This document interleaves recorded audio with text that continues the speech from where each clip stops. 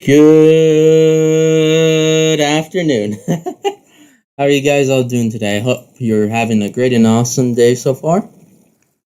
Uh, yeah, I am having a good day. Well, kind of. I apologize for not popping up last night. I had a full day yesterday, and I just kind of wanted to, be alone because sometimes being alone is kind of what you got to do. It's how you got to roll. Man. So yeah, I apologize for you know not popping up yesterday. Sorry.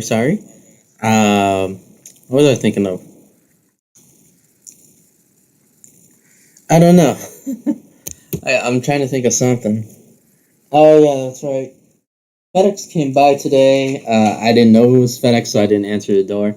Apparently, it was one of those packages where if you don't answer the door, then they don't leave it with you. But I have no idea what the hell it is that's coming in through FedEx. They show you the shipping stuff and everything. Apparently, it's New Jersey, but I have absolutely no clue what the hell it is. That's probably not a good thing, but hey, whatever. Uh, help as long as the package doesn't end up making me look like that one dude from Hannibal, the one who gets eaten by the man eating boars and everything. Then I guess it's all chill or whatever. Uh, I don't know. I'm trying to think of something. There was something I wanted to say, but I can't. I can't think of anything. Shoot. I really can't recall what it was. Oh man, I think it was something semi interesting too, but of course I'll never remember. I never remember.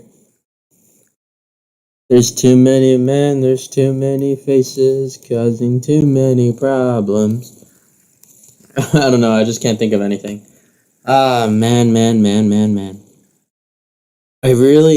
I think there was something, but I just can't remember.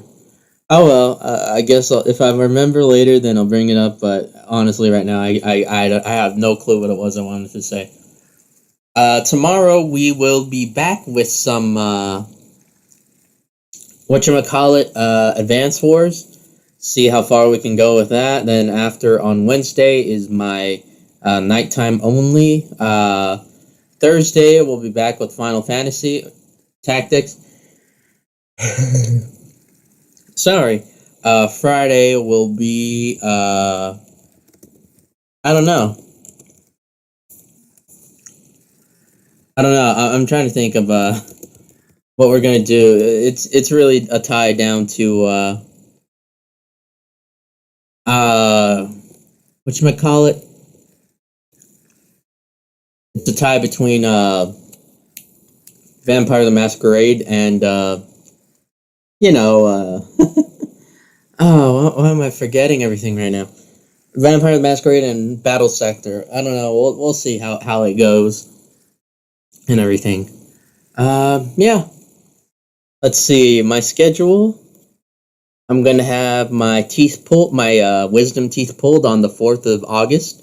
So if I'm not there during the day, then please forgive me. Friday, the 6th of August is when my essay is due for the LSAT. So I don't think it should be too bad. But that may mean that I won't be here during the day because I'm doing that. And then August the 14th is going to be the day of my LSAT. I know I've been taking the days off for weekends right now, and so I don't think that should really impact the schedule. I should be done before nighttime and everything to have time with the boys and everything. I think that's pretty much it. It's just those two things that are kind of semi-stressing me out, because, I got like a week? A little, yeah, I don't know. I think I'll be fine, hopefully. I've been studying. I hope I'm not wasting my time. Alright then, let's get down to business. I'm getting too caught up on all this, alright? Alright, back to Breached Archangel job. Alright. It's currently 5:37 p.m. What would you like to do? Hang out with a crew member? The only person we hang out with now is Rook. Hello? Whoever this is, you're calling at the bad time. You hear the familiar voice of Rook, along with the sound of metallic clattering in the background. Rook, it's me, Kits. Oh, hey, right. Shit, I forgot tonight's bowling night. He curses and mumbles as you hear metal clanking in the background. Meet us at the river bowl lanes in half an hour. Alright, I'll see you there. Don't forget to bring your pistol or something. Bring a duffel bag and put your melee weapon in there. I'll most likely be late, but don't worry, Bishop will be there. Here's some old lady screaming angrily as there's a loud crashing sound in the background. You okay? You ask. Yeah, I'm good, he says, and then he pulls away from the phone. Abuelita, put that rifle down now. I will not warn you twice. The call ends abruptly, following a ferocious elderly battle cry. You shrug and start preparing. You holster your shooty bang bang and smile. Your two Beretta M9 behind your back and put your nightstick into a duffel bag. Once that's done, you get dressed before making your way down to the lobby and catching a cab to the bowling alley north of Lincoln Park. River Bowl Lanes, evening. With the nighttime lights of Chicago illuminating the parking lot of the River Bowl Lanes, you arrive at your destination with your everyday Letterman jacket and jeans. You have your shooty bang bang and smile, your two Beretta M9s, tucked into the back of your waist in its universal holster. And you have a duffel bag filled with clothes and also your nightstick, hidden underneath said clothes. You walk inside and the smell of floor wax, shoe disinfectant, and hamburgers hit you square in the face. The smell is quite distinct, and you can, as you scan the spacious, brightly lit interior of the bowling alley / restaurant, you can see that there are a few people already occupying the closest lanes. You walk further into the building and finally spot the familiar, tall, and muscular form of Bishop at one of the lanes. As you walk up, you see he's wearing yellow-tinted aviators, his casual pink polo shirt, and short beige khakis. He doesn't give you a glance as he leans back against his lane's food table, but as you walk up, he says, as he stares down the bowling lane, Rook's a bit late. He says to wait for him here. Go get yourself some shoes. You go over to the counter and rent yourself a pair of shoes before going back and taking a seat on one of the couches, setting the duffel bag down beside you. Bishop sighs to himself as he continues to stare down the lane. Then he reaches down to pick up a bowling ball from the rack, lines up a shot, does an awkward, rigid run-up, and rolls the ball down the lane. The ball swerves to the left a bit and hits about a quarter of the pins. Bishop mutters something under his breath before sighing and walking back to the table. Bloody damn bowling night, you hear him say. He goes back, grabs another ball, and again does a somewhat rigid run-up and rolls it down the lane. The ball swerves again, this time to the right, but it still catches another 5 pins, leaving 2 standing. Bishop takes a seat beside you, gesturing to the rack. Your turn, he says. All right. You get up from the couch, walk over to the rack, and grab yourself a ball. You center yourself in the lane and get ready to take your shot. You begin your run-up, and as you do, you realize that it's harder than it looks. You release the ball and watch it roll down the lane, seeing if it's swerving off to the side and only hitting a single pin. You try again, picking up another ball and rolling it down the lane. Your second try is thankfully much better. You begin your run-up feeling the weight and flow of the heavy ball rolling around your fingers. Then you release it and send it rolling down the lane. The ball rolls true, curving a little bit but striking the pins at just the right angle. You successfully knock down all the pins at once, giving you a successful strike. You and Bishop continue to bowl for a few more minutes, taking turns. In the end, the score tallies up. You win by quite a margin. Around the time Bishop finishes his set, you hear Rook's familiar voice calling out, Oh, come on, you started without me. You turn and see a strangely dressed Rook wearing a dark pink jumpsuit and a tracksuit jacket. He's also wearing a hairnet over his slicked back hair for some reason. Bishop turns to him and freezes, little to no emotion trickling out of him. But you can tell he's confused. What the hell are you wearing? Better question. Why aren't you wearing the vest that I sent you? Rook asks as he walks up to your lane. I'm not wearing the vest. Bishop plainly answers. I can see that. Why aren't you wearing it? Rook replies. I'm not wearing the vest, Bishop says once more. Rook stares at him for a few seconds, then sighs and pulls off his hairnet. Very well, shall we get on with our plan? I thought you'd never ask, Bishop says, nodding towards the bar. Rook nods and turns around before walking over to the counter, gesturing for you and Bishop to stay. He talks to the barmaid, cracking a joke and putting a smile on her face.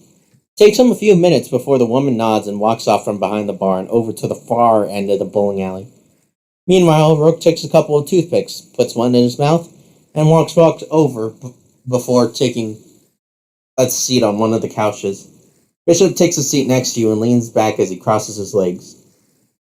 What exactly are we doing here? We need to get into the owner's office, preferably with him in it, Rook says. Whatever you do, don't panic, and just go with the flow, Bishop says, taking out a tiny lollipop and putting it into his mouth. The booth is silent, save for the balls rolling and pins clanking in the background. Bishop pulls his lollipop out of his mouth and points it at Rook, asking, Why are you wearing that pink thing again? Because I thought we'd do the do you know who I am bit in costume this time. Rook says, Also, it's not pink, it's purple. He tugs on his clearly dark pink tracksuit jacket. No, that's dark pink. What? But he looks down at his shirt, then over at you. Please tell me this isn't pink. It's pink. Say, Bishop chuckles with a smirk. It was purple when I bought it, Rook says. Dios mío, abuelita. Rook sighs and shakes his head. Did she use the wrong bleach? Bishop asks. She might have. Rook sighs. Should do your own laundry. Says the guy who has his own personal laundry squad. At least I'll hire professionals. Bishop shrugs. Hey, Abuelita may be a bit old, but she's trying her best. She's kind, sweet, and caring, Rook says, pointing at Bishop. Is that why she threw your rifle at me this afternoon? Bishop asks. It was unloaded, Rook shrugs. She still threw it at me. You still caught it, Rook shrugs again. Barely. Look, she didn't know who you were. She just found out that I've been killing people for money. Everything was hectic, all right? Rook crosses his arms in front of him. How did you calm her down, anyway? Bishop asks. I gave her one of Gabriel's cookies I took the other day. Rook sheepishly chuckles. Bishop stares at Rook in absolute silence before asking, Why would you do that? Better yet, why is Gabriel cooking buttermilk cookies laced with chloroform? Rook asks. Don't change the subject. Bishop frowns. Oh, hey, that's our guy. Rook points past you. What did I just say? Bishop sighs. No, seriously, he's here. Rook gestures again. Bishop turns to look. You also turn around and see three people. One in front wearing a sleek dark gray suit and tie, and two people wearing sweatshirts flanking them on the right, left and right. Sorry, just taking the gum out of my mouth. Starting to deteriorate. Rick and Bishop stand up, and so do you. The leading man in the suit walks up and says, I've been told that I was summoned. He puts his hands on his waist as he scans the three of you with intrigue. Yes, I'm here to challenge your skill in bowling. Rook extravagantly throws his hand in the air for an imaginary fanfare. affecting a thick accent that you can't quite put your finger on. The man in the suit chuckles for a moment, eyeing Rook from head to toe before nodding. All right then, and you are? Rook exaggeratedly chuckles before turning to you and Bishop, and gesturing to the man in the suit, saying, "This bicho doesn't know who I am." He turns back to the man in the suit and asks, "Do you know who I am?" The man chuckles and sighs as he shakes his head. No, I don't know. Do you know who I am? Rook nods and says, "Yes, we do. The famous, or if you'd rather, infamous Kyle Hatcher." Hachu. The man corrects himself. Bless you. Rook waves off his correction, and you can tell that Kyle is now more annoyed than intrigued. You're the proud owner of, what's it called? Rook turns to Bishop. River Bowl Lines. It literally says so on the wall. Bishop gestures to a promotional poster for discount pricing for a single game on a Tuesday, which is $2 per game. Not bad.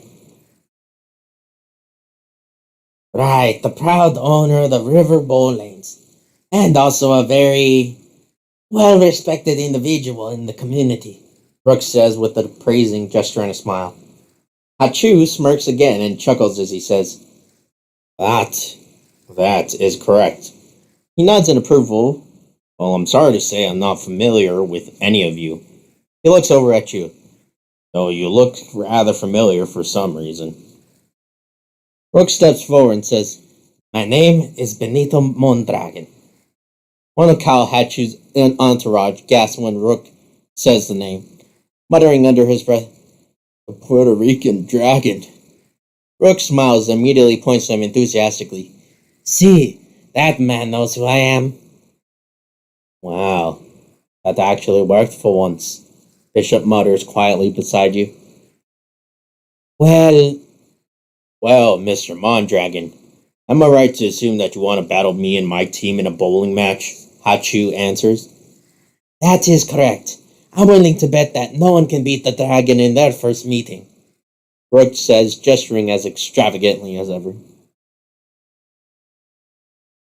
Hachu chuckles for a moment before muttering to his entourage. I don't think I could live with myself if I lost to someone dressed in pink.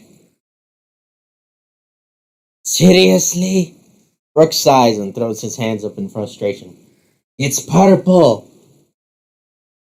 Looks pink to me. Dark pink at best. Nevertheless, do you accept my challenge? Rook asks.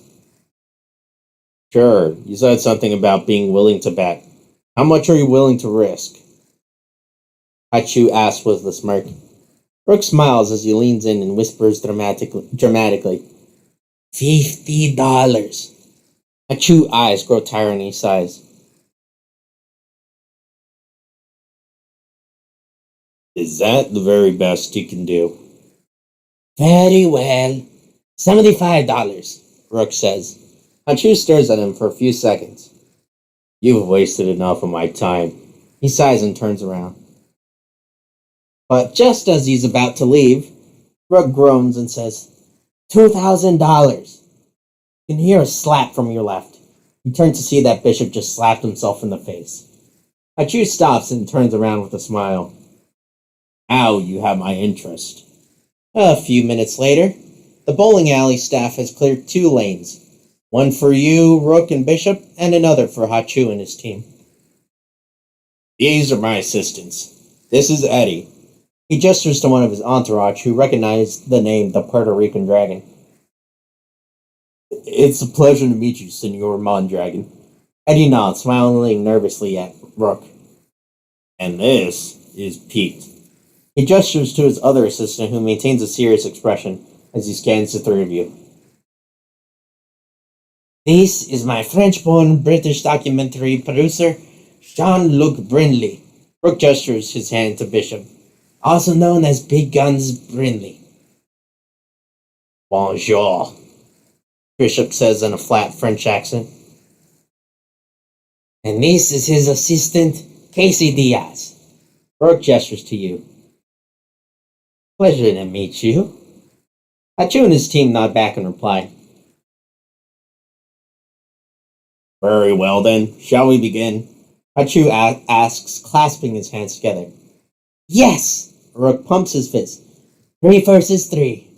Rook gestures to you and Bishop. I don't even know how to play, Bishop says in his faint French accent. It's so weird to hear the two of them speaking in different accents. One of them more exaggerated. 2 versus 2. Rook gestures to you. I'll play. He looks at you and smiles. 2 versus 2 it is, then. Hachi says, gesturing for his staff to set up the scoring menu. The game begins with Rook being the first to bowl. He does a little dance, shaking his hands out, cracking his neck, mumbling under his breath as if to psych himself up. He takes a deep breath, grabs a bowling ball, turns around, and dramatically lines up the shot. Meanwhile, Hachu smirks and scoffs as he too walks up to his lane. With a prepared and serious look, he grabs a ball, lines up a shot to release the ball, almost at the same time as Rook does. The two balls roll down the track towards the end of their respective lanes, and you see Rook knocks down all but one pin, while Hachu's ball knocks down the entire set, giving him a strike. Rook sighs as he goes for his second try, in which he ends up knocking down the last pin, giving him a spare. You try to focus on your team's lane as the computer keeps track of the scores. And now it's your turn. You walk up to the front and Rook gives you a tap on the shoulder and says, "Good luck." You grab the ball, center yourself in the lane, line at the shot, and take a deep breath before stepping forward and pulling the ball back, then swinging and releasing the ball down the lane. The ball falls into the lane and rolls around the track, then it swerves off to the side and only hits 2 pins. You sigh and pick up another ball for your second try. You prepare yourself, line at the shot, and run forward and release the ball. The ball rolls down the lane and hits quite a few pins, and you mentally pat yourself on the back as your score is tallied. The ball falls into the lane and rolls back to the track, and you see it swerve a bit into a curve before hitting the front pin and knocking down a few more behind it, leaving 2 pins left standing. Prepare yourself for a second shot. What the Sorry, that was weird. I think something hit the side of the house. Oh well. Alright. Roll the ball and knocks down. Wait. Woohoo, yeah, good roll, Casey. You hear Rook applauding you from behind as he gets up and walks over to replace you for his turn. You try to keep an eye on your opponent's lane and you don't know what's going on, but something about the scoring seems off. Can't quite put your finger on it, but something's definitely suspicious. After a few frames of each set, both of your teams eventually finish, and the score tallies up on the screen. You compare the two scores total and hear a confused grunt from Rook. At first glance, you seem to have tied, but your jaw drops unintentionally when you see you lost by merely a single point. Preposterous! This couldn't happen! You hear Rook shout from behind. You turn around and see him pointing a finger at Hachu. You, Senor Hachu, have cheated, he proclaimed for all to hear. Hachu shrugs and raises his hands and says, I'm sorry, but the computer doesn't lie. He gestures to the screen. I shall defend my honor. I demand to see the program you used, Rook says, pointing a finger up in the air. Mr. Mondragon. Eddie slowly raises his hands. Quiet, Chico. I demand to see your office. Rook shuts him up before staring angrily at Hachu. Hachu stares back at him, relaxed and smirking. Very well. You'd like to see my office? Come along, then. He gestures for the 3 of you to follow him. We can talk about how you'll be delivering my $2,000 in there, he says with a cheeky grin. Rook looks at you and gestures for you to follow as Bishop stands up from his seat, takes up your duffel bag for you, and gives you a reassuring nod. The 3 of you follow Hachu and his entourage towards the double doors at the far end of the lanes. The three of you are walked towards the double doors down a long corridor to the back of the pin setters, which you can see on the right behind a thick, semi-transparent polycarbonate wall. You see a few cracks from what you assume to be bowling balls crashing into it. You also see the various people bowling from where you're at. It's rather scary seeing a bowling ball rolling towards you at high speed, but you seem to be safe in the hallway. As you can see, there's no tampering whatsoever with the pin setting mechanism, nor the lane itself. Haichu says as he gestures to the heavy machinery that makes up the automatic pin setter. Rook inspects them very carefully and says, "Yes, but it's your scoring system itself that I would like to see, not the hardware." Haichu shrugs as he continues to walk down the hall. "Just thought you should know." The three of you arrive at the end of the hallway, where a single large, muscular woman in a sweatshirt is guarding a thick metal door, which you assume leads to the Haichu's office. Haichu gestures to the guard, and she nods, opening the door to let the three of you into the small, somewhat cramped office space, before walking into the room with herself and closing the door. With the seven of you inside the room, feels quite crowded. The large woman walks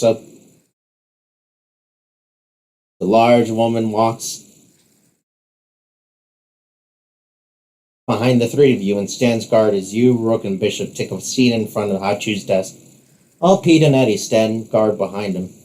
Bishop sets down the duffel bag. You hope it still has your nightstick inside. You can see everyone from back here, huh? Yes. Yeah, it pays to know who's in your establishment. Hachu shrugs. With Rook to your left and Bishop to the right, Hachu takes a seat directly across from you behind his desk. He intertwines his fingers and says with a smile, "So, where's my $2,000? "Where's the programming system?" Rook asks. Hachu chuckles and he sighs and leans back in his chair. "Mr. Mondragon, let me explain to you how this is going to go down." He snaps his fingers and both Pete and Eddie pull out their pistols and hold all three of you at gunpoint, with Pete holding two pistols at the same time. "Ha! I knew it. The dragon could never be legitimately defeated," Rook says, slowly raising his hands. You look to right and see Bishop also raising his hands. He gestures for you to do the same. "Raise my hands." You slowly raise your hands and see a wide grin spreading across Hachu's smug face.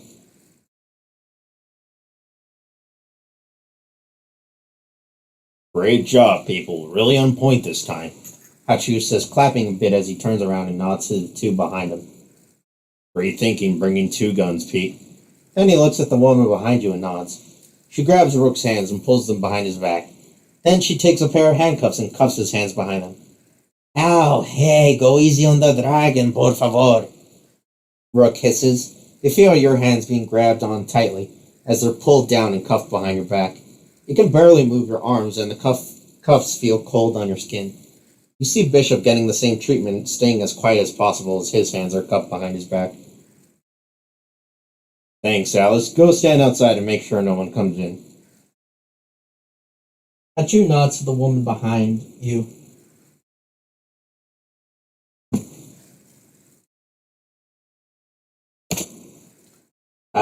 Alice nods and walks out the door before closing it behind her.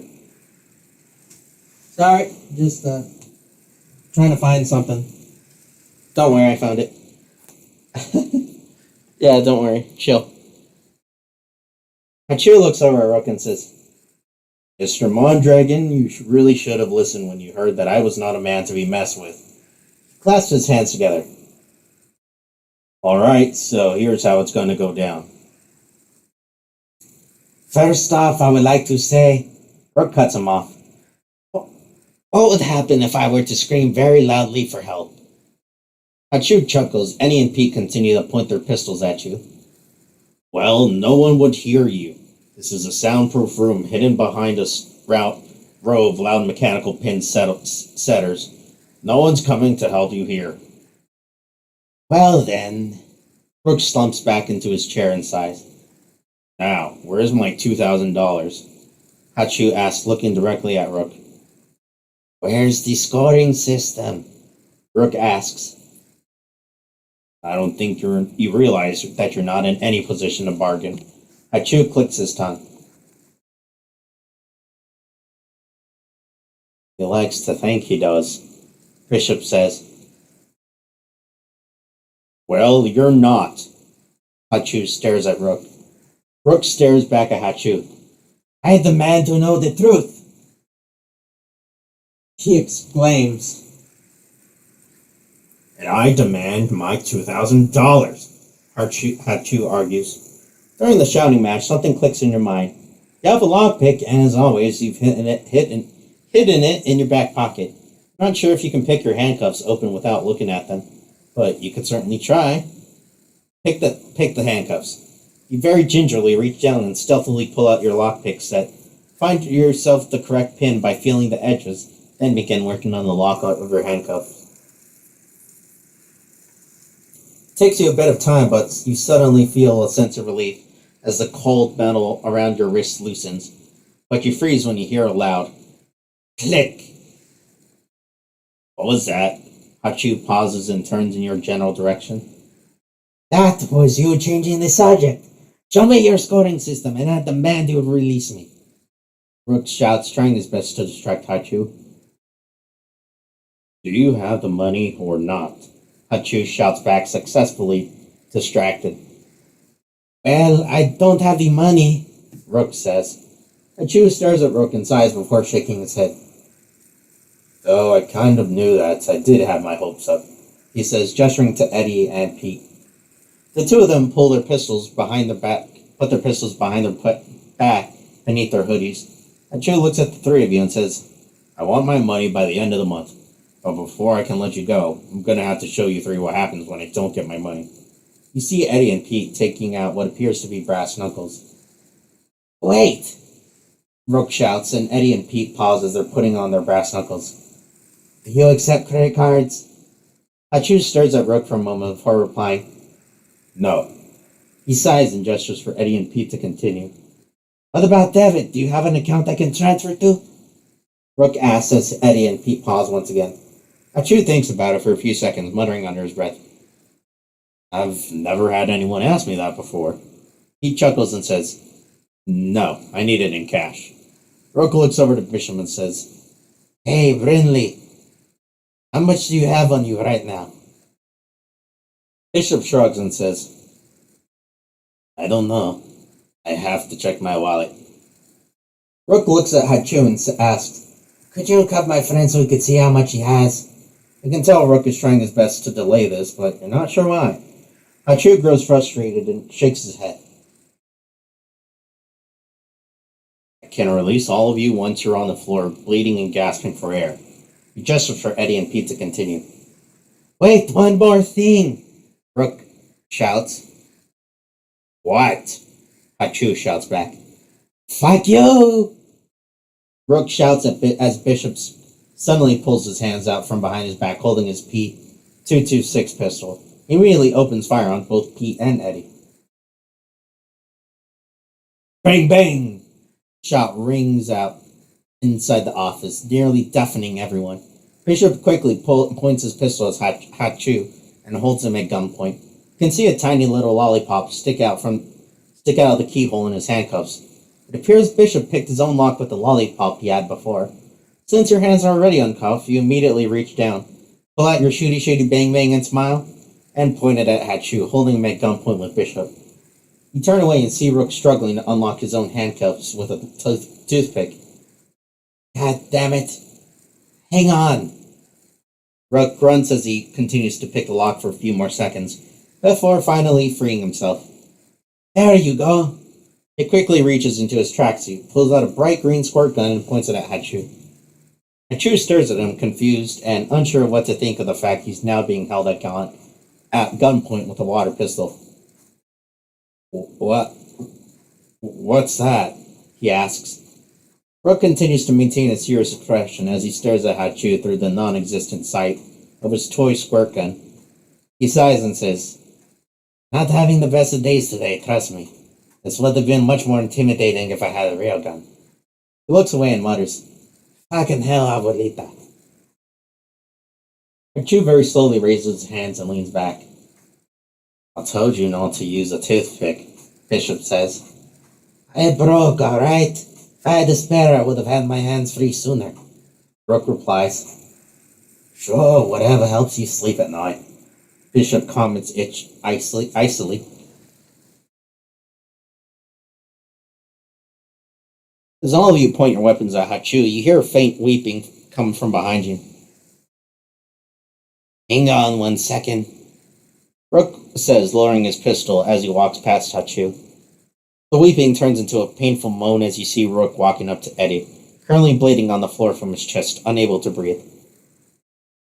Rook takes his hand and pulls him in, soothing him as he pulls out a stiletto dagger from a holster strapped to the side of his ankle.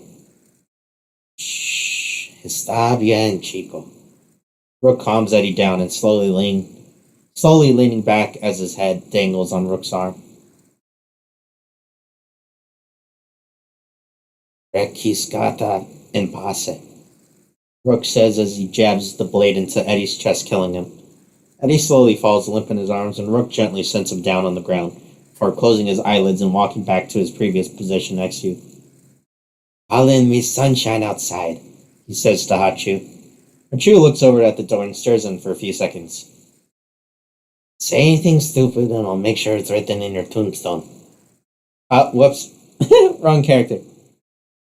Say anything stupid and I'll make sure it's written on your tombstone, Bishop says, stepping a little bit closer to Hachu. Hachu takes a deep breath and shouts, Alice, come on in and help me clean this up. Good boy, Bishop says. Rook looks over to you and says, take care of her while I handle our boy Sneezy. He holsters his pistol and takes off the handcuffs that are dangling from his wrist, then walks over behind Hachu. You go over to the duffel bag beside Bishop and pull out your nightstick.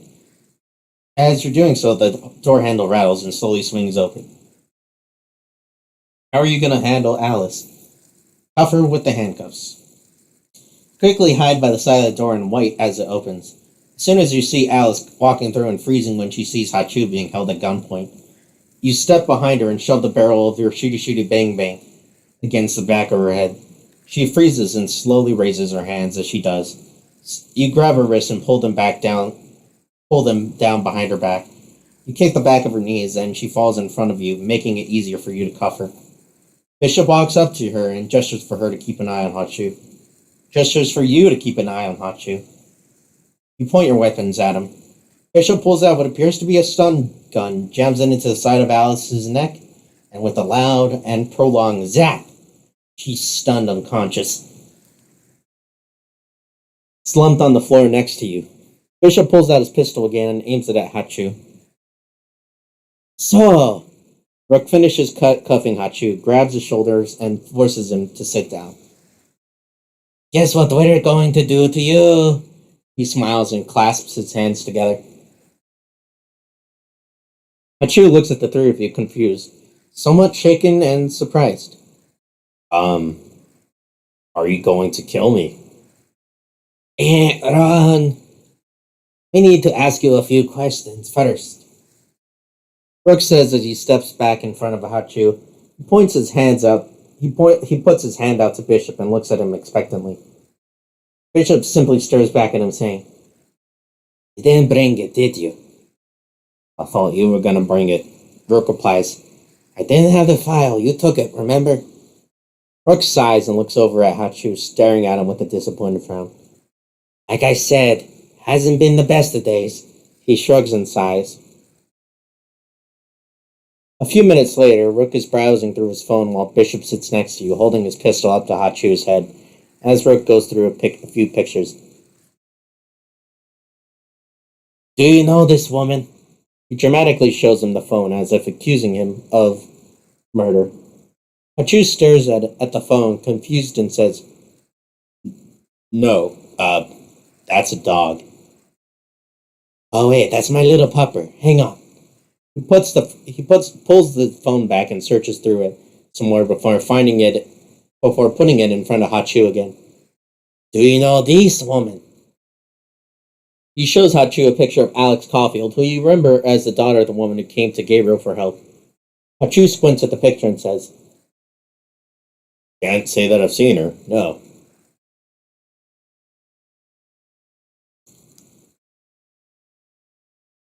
You need me to jog your memory, Bishop asks as he pulls out some brass knuckles that he took from one of the dead guards.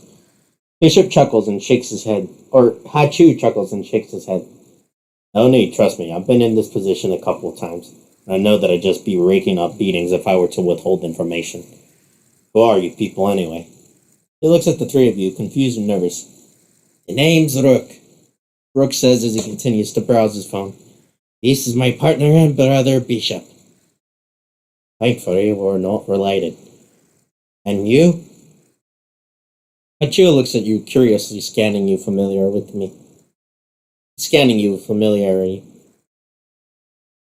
No one you should know. Don't mind my friend here. Just answer me. Have you seen this woman? He puts his phone up to Hachu once more, showing him Alex Caulfield's potential kidnapper, Sarah Goldman. Hachu squints at the screen and shrugs. That's Sarah Goldman. I haven't seen Sarah for days. She said she had some new recruit to train. That was a few weeks ago, and I haven't heard from her since. Now we're getting somewhere, Rook says as he slips the phone into his tracksuit pocket and leans against the wall, crossing his arms as he stares at Hachu. Next question, where can we find her? I don't know. Like I said, I haven't seen or heard from her in weeks. Hachu shrugs. Rook walks behind Hachu and lifts him up before patting him down along his rear end. Where's your phone and wallet? Whoa, hey, that's not my pocket. Hachu protests as he leans away from Rook. I'm asking you, where's your phone and wallet? Rook asks again. My phone is in the side pocket. My wallet's in my desk, left drawer. Hachu says. Rook pulls out his phone. Sorry.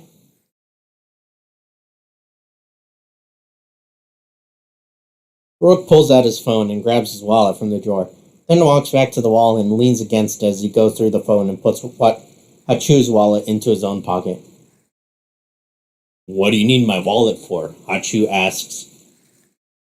You won't be needing your money, Rook replies.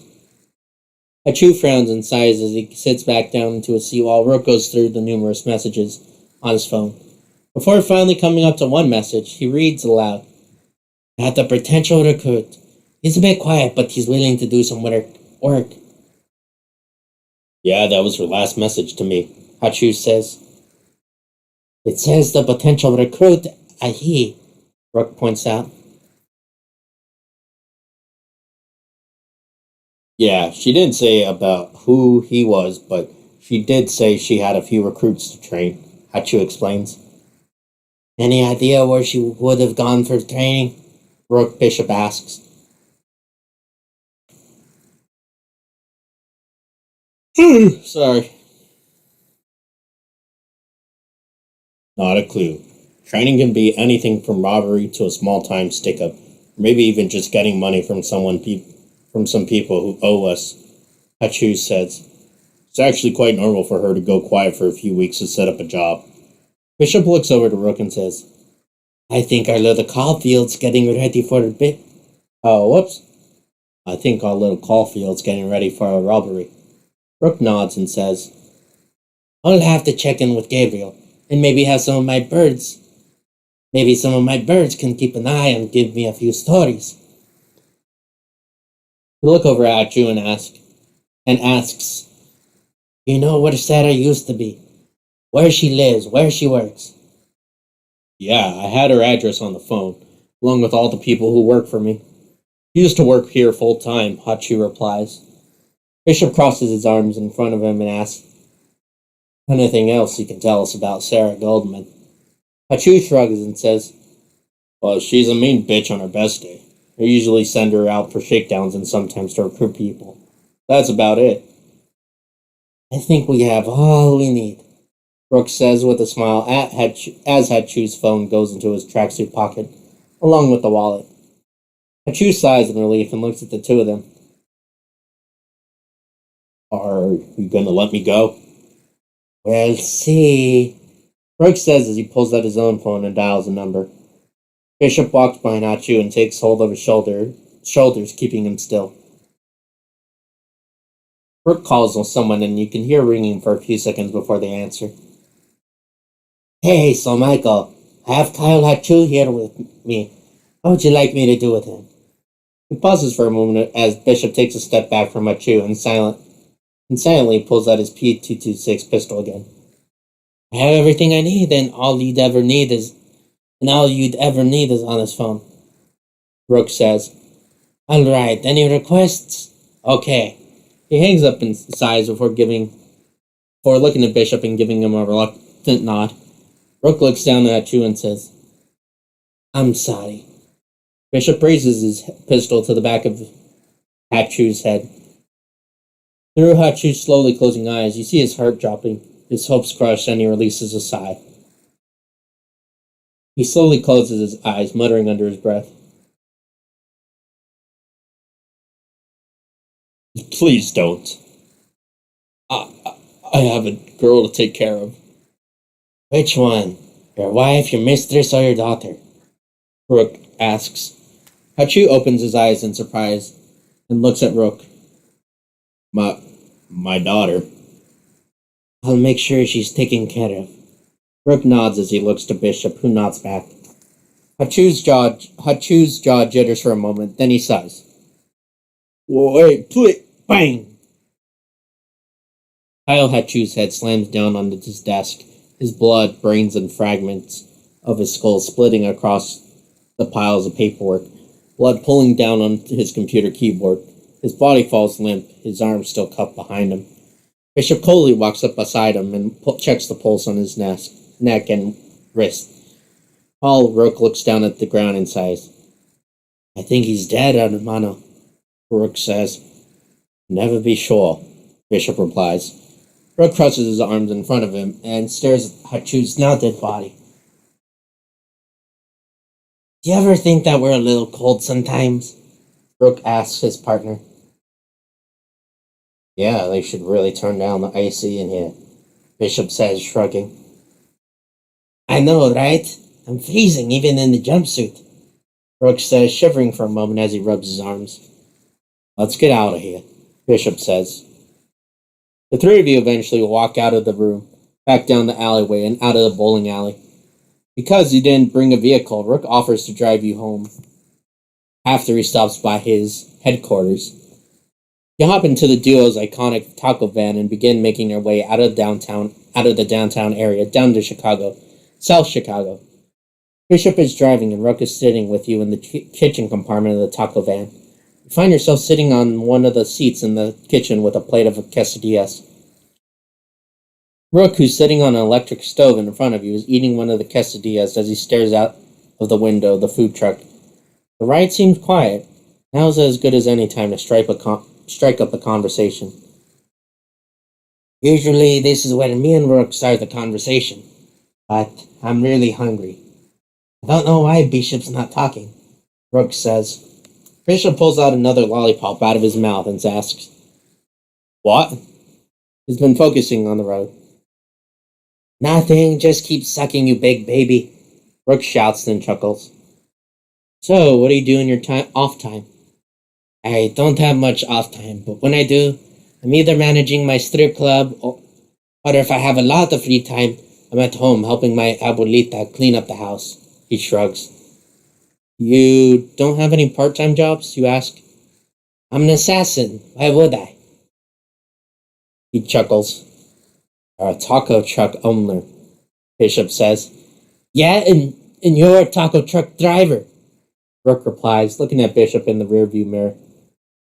What about you? Don't you have a multi-billion-dollar company to take care of? Rook asks him. Don't you have a multi-$1,000 strip club franchise to take care of? Bishop asks. Touche. Just keep an eye on the road. Ask about his history. My history. He looks at you curiously, sort of taken aback by the question. He thinks about it for a second before saying, That's, a bit personal, don't you think? You didn't trust him well enough. Why did you even bring him here along the trips in the first place? Bishop asks. Oh, I suppose you want to spill out your history? Rook asks. Yeah, sure. I was born in Newcastle, England. I have 2 sons and a wife. I used to be a lieutenant in the Royal Air Force. I was also a staff sergeant in the Royal Marines before I went into the Special Forces, and that's all you need to know. Bishop looks at you in the rearview mirror.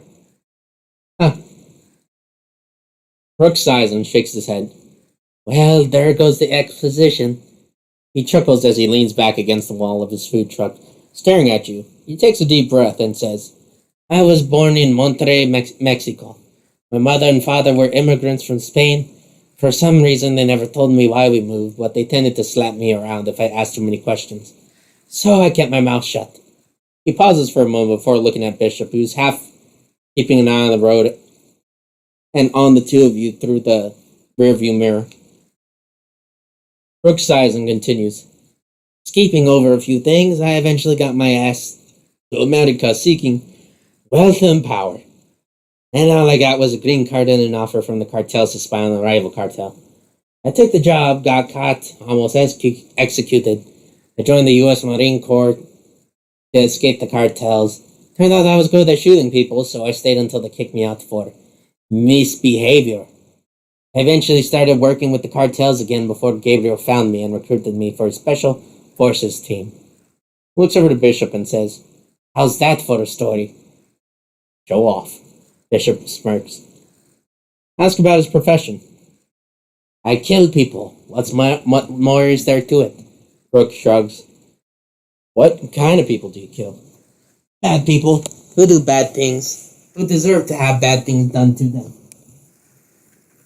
Do you ever feel bad? You ask. He pauses and thinks for a second before saying, Only if their family's watching. If you feel bad about killing someone, you're not really a good assassin, Bishop says.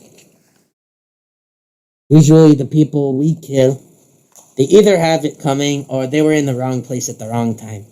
I usually don't think about it much, but if I can do something about it, I'll do something about it. Rook shrugs. Ask about his skills. Sorry, just taking a swig. Ugh. I don't know which one's worse, Gabriel's voice or Rook's voice. No. Yeah. Oh well, my skills are quite diverse, Rook says with a grin. They include talking too much and overreacting, Bishop says. They also include parkour, hand-to-hand combat, mixed martial arts, drinking, sex, and flirting. Rook smiles proudly. Drinking, sex, and flirting are not skills, Bishop says. Anything's a skill if you're damn good at it, Rook chuckles. Ask about his relationships. Why don't you ask a more normal question? Like, what's your favorite color? Or, what's your favorite thing to have for breakfast?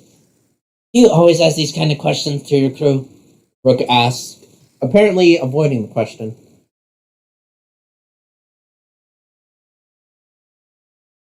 I mean, Kits is the leader of the crew, Bishop says. Yeah, but I'm not part of your crew, am I? Rook shrugs. He looks down inside. Sorry, it's just a bit of a sensitive subject. You all dumped a few months ago, Bishop says. Not cool, hermano. Rook shoots a stink eye at Bishop. What is your favorite breakfast anyway? Bishop asks. It's steak, as is my lunch and dinner. Rook replies, Steak is not breakfast. Anything's breakfast if you eat it in the morning. Rook shrugs and smirks. A few minutes into the conversation, you finally arrive at what appears to be a strip club. Waterproof, nighttime. Bishop parks the taco van out front, and you all get out. Almost immediately, you can smell the faint traces of perfume, body oil, and rubber just from being in proximity of the front door.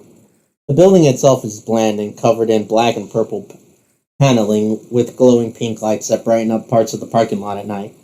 There's a large dark purple metal door in the middle with a sign above it in all black with a pink outline that says waterproof. There are two guards outside the door, both of whom carry pistols and are wearing what looks like body armor beneath their leather jackets. One of the guards nods to Rook, opening the door for the three of you as you walk through. "Evening, Mr. Madeni," she greets him. "Evening, Lada," Rook says. As soon as you walk through, the smell from before intensifies, slapping you across the face like a tidal wave of perfume stores and lingerie closets. The sort of smell that gives you a small headache at first, but all soon goes away as you get used to it. The music is loud, the lights are flashing, the bass thumps against your chest, and everything is overwhelming your senses all at once. "Welcome to the waterproof. May I take your coats?" You barely hear someone talking as you turn and see a tall, dark-skinned man wearing nothing but leather pants, his bare chest pushed up and forward. One hand behind his back, his other hand out as Rook takes off his jacket and gives it to him. "You have a present from Gabriel, sir." "You have a present from Gabriel, sir," you hear Lada saying from behind you. Rook turns around and asks, "Oh, is he here?" "No, but he sent us someone you might want to talk to. I dragged him into your office through the back door," Lada says. "Wonderful," Rook says, checking his watch. "Get some sleep, Lada. I think I'll be here the whole night." "Thank you, Mr. Materni." Lada nods and walks off towards the staff room. The three of you continue further into the strip club, where you see the main room.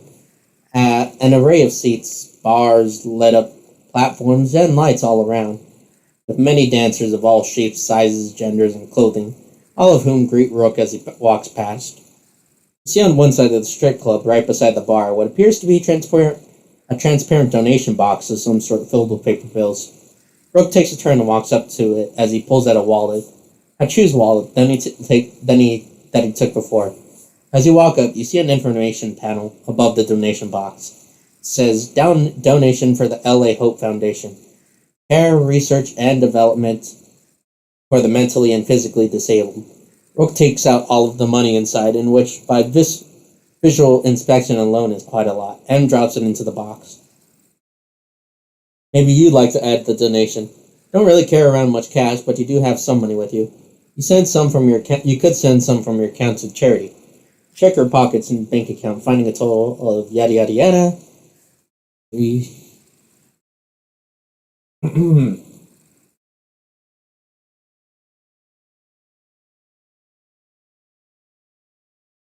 Okay. "Oh, you're too dangerous, kid. You have no idea how much this box means to me." You hear Rook chuckling from beside you. He taps the box and explains, "This box gets filled up almost every month. Anyone can pile in. The customers, the dancers, even the staff." He pulls an ID card out of the wallet and walks up to the bar. "Samus, where's Samus?" Rook shouts. "Yes, boss?" You hear a shout from behind. You turn and see a woman dressed in full leather jacket and pants, same as the guard outside. Her blonde hair ponytailed to the back.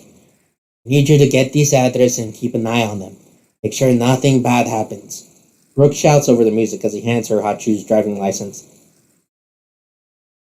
"How long?" Samus asks. "Watch them for about a week or so. And if anything happens, let me know." Rook says, "You got it." Samus nods and walks to the front door. Rook gestures for you to follow as the three of you walk towards the strip club again. Bishop remains pretty quiet through the journey. His eyes are fixed on wherever it is he's walking, paying no mind to the many naked dancers around him. As you walk past, a waiter walks beside you, the same man who took Rook's coat from before, still shirtless and holding up a platter of drinks from cocktails to juices. Rook and Bishop each grab themselves a glass of liquor. "What would you like?" "A glass of orange juice, please." "Don't know if you can tell from the couple days, but I do enjoy myself or some orange juice. You take a glass of orange juice and sip from it as you follow Rook. The waiter swerves off and goes to the bar as the three of you walk to the end of the lobby and through some curtains into the dressing room. As you enter the dressing room, the music sort of dies down, and you see many lockers and closets on one side and an array of mirrors and lights on the other, along with plenty of dancers, some wearing normal clothes, some wearing only lingerie, and some not wearing anything at all, with breasts, pecs, and bare crotches being a regular sight around here. Rook apparently has his eyes focused on the door in front of him. One of the dancers walks up to him in a flamboyantly exaggerated way and he says, "There's a creep in your room, Salo." "Yes, I know. Could you tell the DJ to turn the volume up?" Rook says. The man shoots him an annoyed squid and rolls his eyes. "Who do you think I am, your servant?" He waves him off with a playful smirk. "Yes, you are." Rook chuckles before slapping the man on the ass. The man hisses playfully and chuckles before running off towards the DJ booth.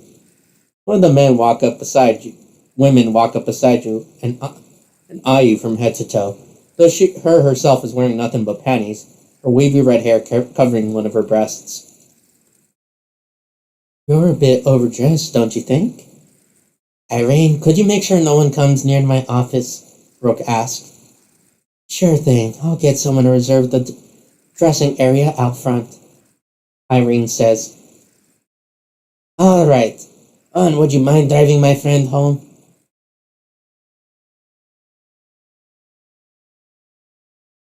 Rook gestures to you. "Not at all. I'll see you out front." Irene looks at you and winks before walking off to one of the dressing rooms. You arrive at the office at the front end of the dressing room, and Rook looks at you and says, "I'm sorry I won't be able to accompany you. I have to take care of something for the rest of the night." "It's fine, I'll go with Irene, I guess."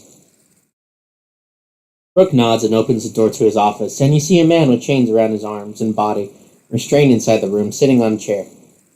"Ah, here's our little cartel rat," Rook says. The office itself is small and sort of humble, with little to no trinkets. This side a bunch of weapons stacked on a rack behind the desk. Bishop walks over to the desk and picks up a clipboard. "Gabriel wants to know these things." Whoops. Gabriel wants to know these things. He hands the clipboard over to Rook. "Okay, so what do you want to do you want to talk, or do you want me to make you talk? I've been practicing my ventriloquism skills. I work best on dead people," Rook says as he scans the clipboard, then tosses it aside. "You'll get nothing out of me." The cartel member rattles against his chain as Bishop goes behind the desk and takes out a few tools. He pulls out a wrench and hands it over to Rook, along with what appears to be a bone saw. "How about some teeth? Or maybe your entrails?" Rook holds the wrench in one hand and the bone saw in the other. The scared cartel member looks over at you, desperately pleading for help through the open door of the office. "Please, he's fucking crazy, help me!" Bishop turns, walks over and slowly closes the door, nodding to you as he says, "He'll be right back after these messages." As the door closes, you see Rook climbing onto the cartel member's lap and saying, "Please keep your arms and legs inside the ride at all times. We're going for a little ride, muchacho." No. Wait. Hey. He cries for help. His cries for help grow muffled as the door closes. Well, that was something. You finish your drink and put the glass on one of the tables in the dressing room. You head back to the strip club's main hallway, through the vestibule, and finally out of the front door and into the parking lot. You breathe in, welcoming the fresh oxygen. Smells good, doesn't it? Oxygen? You hear a soft voice behind you. You turn and see Irene wearing a hoodie and leather pants, cigarette in hand. She takes a puff of her cigarette and smirks before asking you, "So, you want me to give you a ride, or do you want me to call you cab?" I'd like you to drive me home, please." She chuckles and shrugs. "All right then, come along." She takes a long puff of her cigarette before throwing it away. You follow her as she walks towards a lone sports motorcycle at the far end of the parking lot. She hops on and hands you a full face helmet. You put it on and she puts on hers, and the two of you ride out of the parking lot and onto the street of South Chicago. You guide her towards your apartment, and you sort of have to hold on to her when she speeds up. Pretty soon you arrive at your apartment, and as soon as you hop off and hand her helmet, she revs her engine and does a quick U-turn before you can even say thank you. In any case, the sky is dark, the streets outside are beginning to quiet down, so you decide to sleep. You walk to your bed and go to sleep. Nothing eventful happens for the rest of the night. You wake up early in the morning, take a bath, get dressed, and check your phone. No new messages so far. Okay, I think we'll do Rook once more time, because goddamn, that took a whole hour. Usually these take, about 30 minutes, hanging out with a certain crew member a single time? Oi, oi, oi, oi, oi.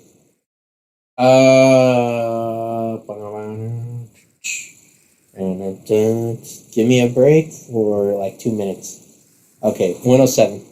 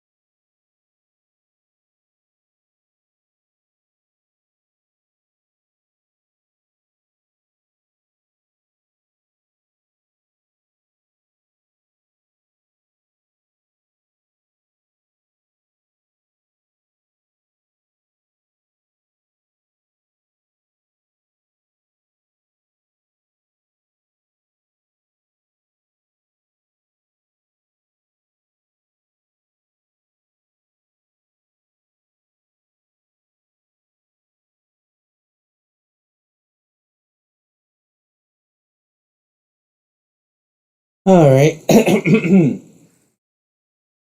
get in one more at least. One more.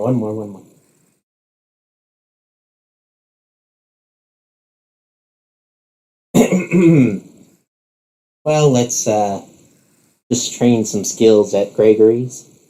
Nothing too crazy. You know.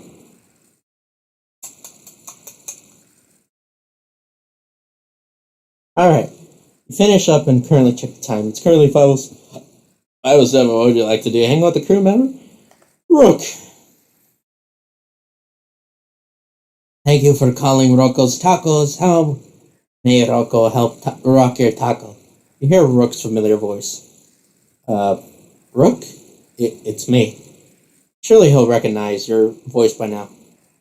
Audio? Rook asks. You hear a loud honking noise and a whole bunch of air whizzing by. No, it's me, Chris. Kits. You correct him. Oh, hey, Sadi, I'm on the highway right now. How may I help you? Rook asks. You told me to call you again. Ah, yes, I think we might finally found the person that we've been looking for. Go to the bus stop near your apartment and wait for us there. Oh, and bring any weapons you have. I'll meet you there, you tell him.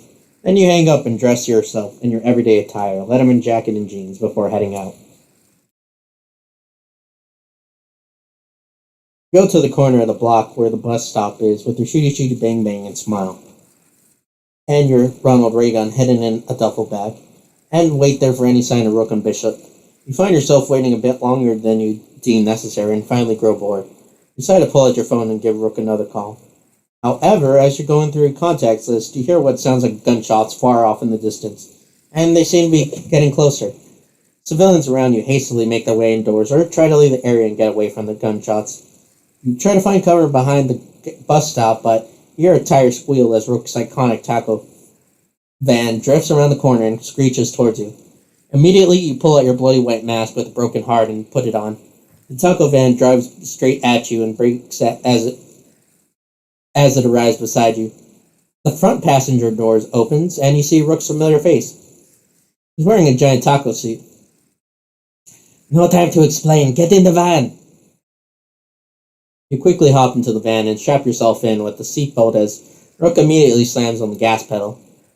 closing the door via acceleration as you have to hold on to avoid getting thrown around by the inertia.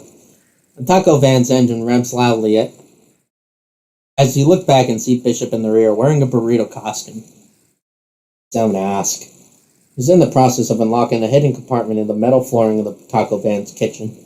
Look through the rear view mirror, the rear window, and see 4 sedans giving chase, quickly catching up to the big, slow taco van. The 2 in front have people climbing out of the windows with some machine guns.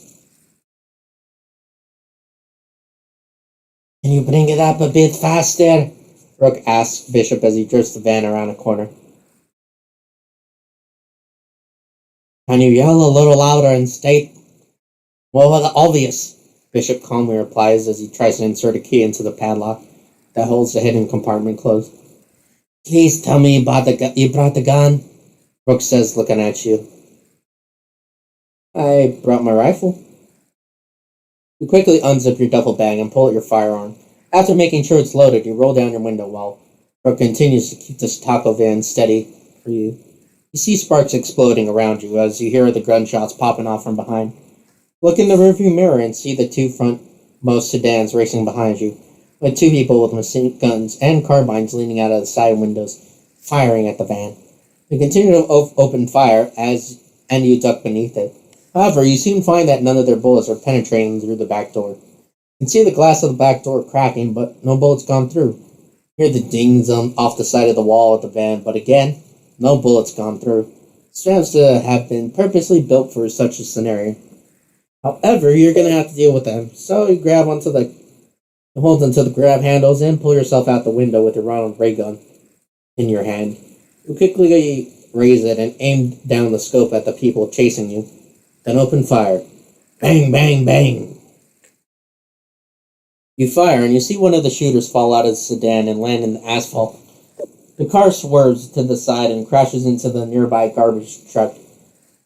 Nice! You hear Rook shout as he keeps this car steady for you. However, the shooter in the other car opens fires at you, and you quickly pull back into the van. The bullets sting off the side of the panel, ricocheting towards you as you duck down. Thankfully, none of the bullets hit. As you find yourself back inside the van, you quickly roll up the window as the bullets streak by.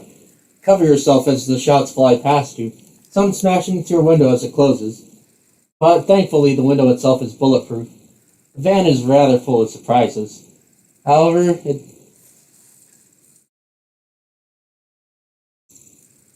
Travis Scott, what?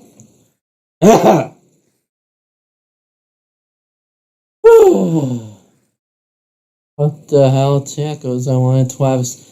Oh, that's right. I totally forgot there was that Travis Scott burger. The Travis Scott meal, only available at McDonald's for a limited time. And now it's that stupid-ass BTS meal.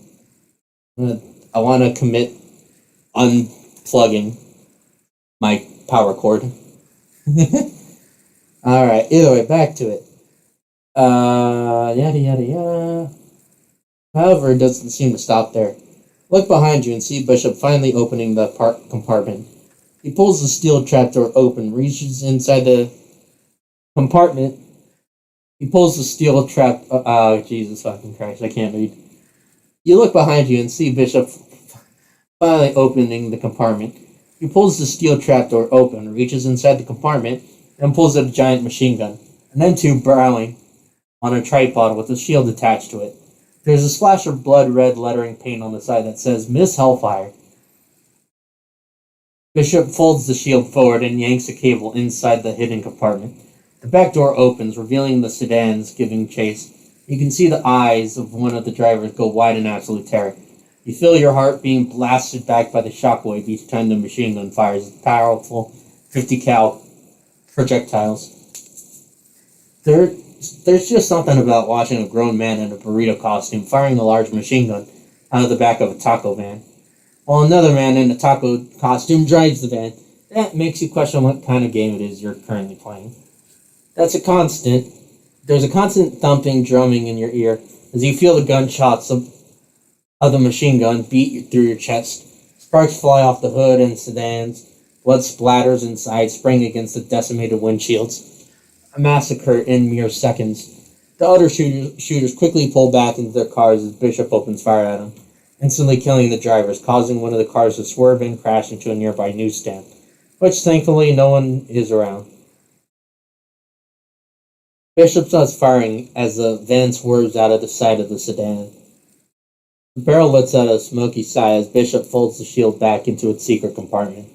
You hear Rook chuckling as he looks back and says, "And thus, they are no more," Bishop says as he calmly closes the back doors, retrieves a bottle of beer from one of the cabinets, and takes a sip. "That was fun, wasn't it?" Rook chuckles as he looks around.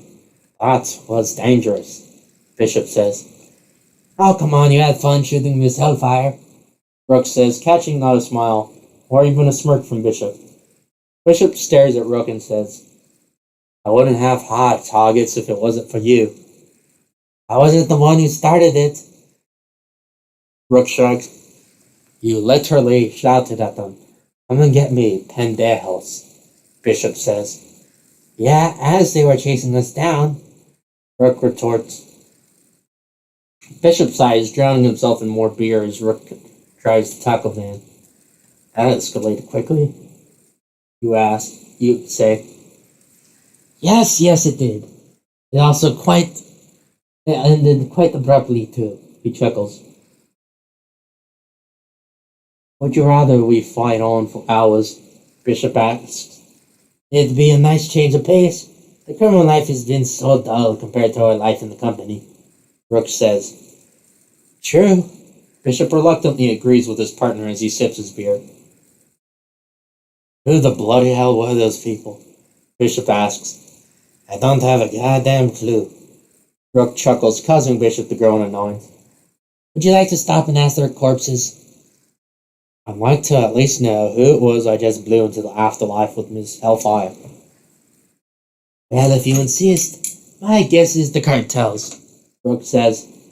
"They wanted me dead ever since we let Gabriel live."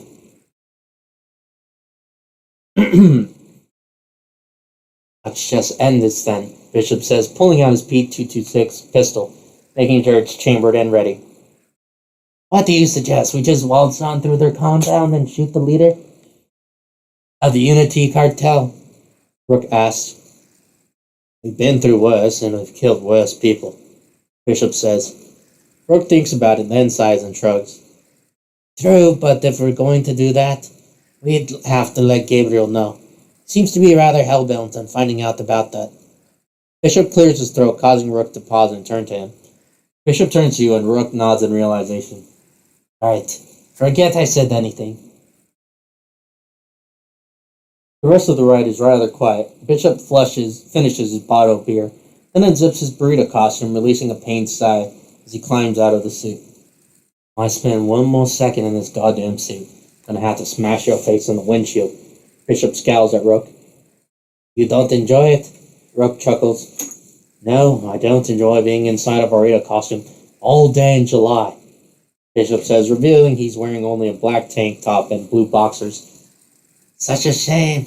I bought that thing for you," Rook says. "Next time we go undercover, or can we just watch from afar?" Bishop asks as he pulls out a pink casual shirt and short khakis from under the cabinet and puts them on. "Would you ever think that two guys in a taco and burrito costume would be assassins out to stalk you?" Rook asks. "Well, no," Bishop reluctantly replies.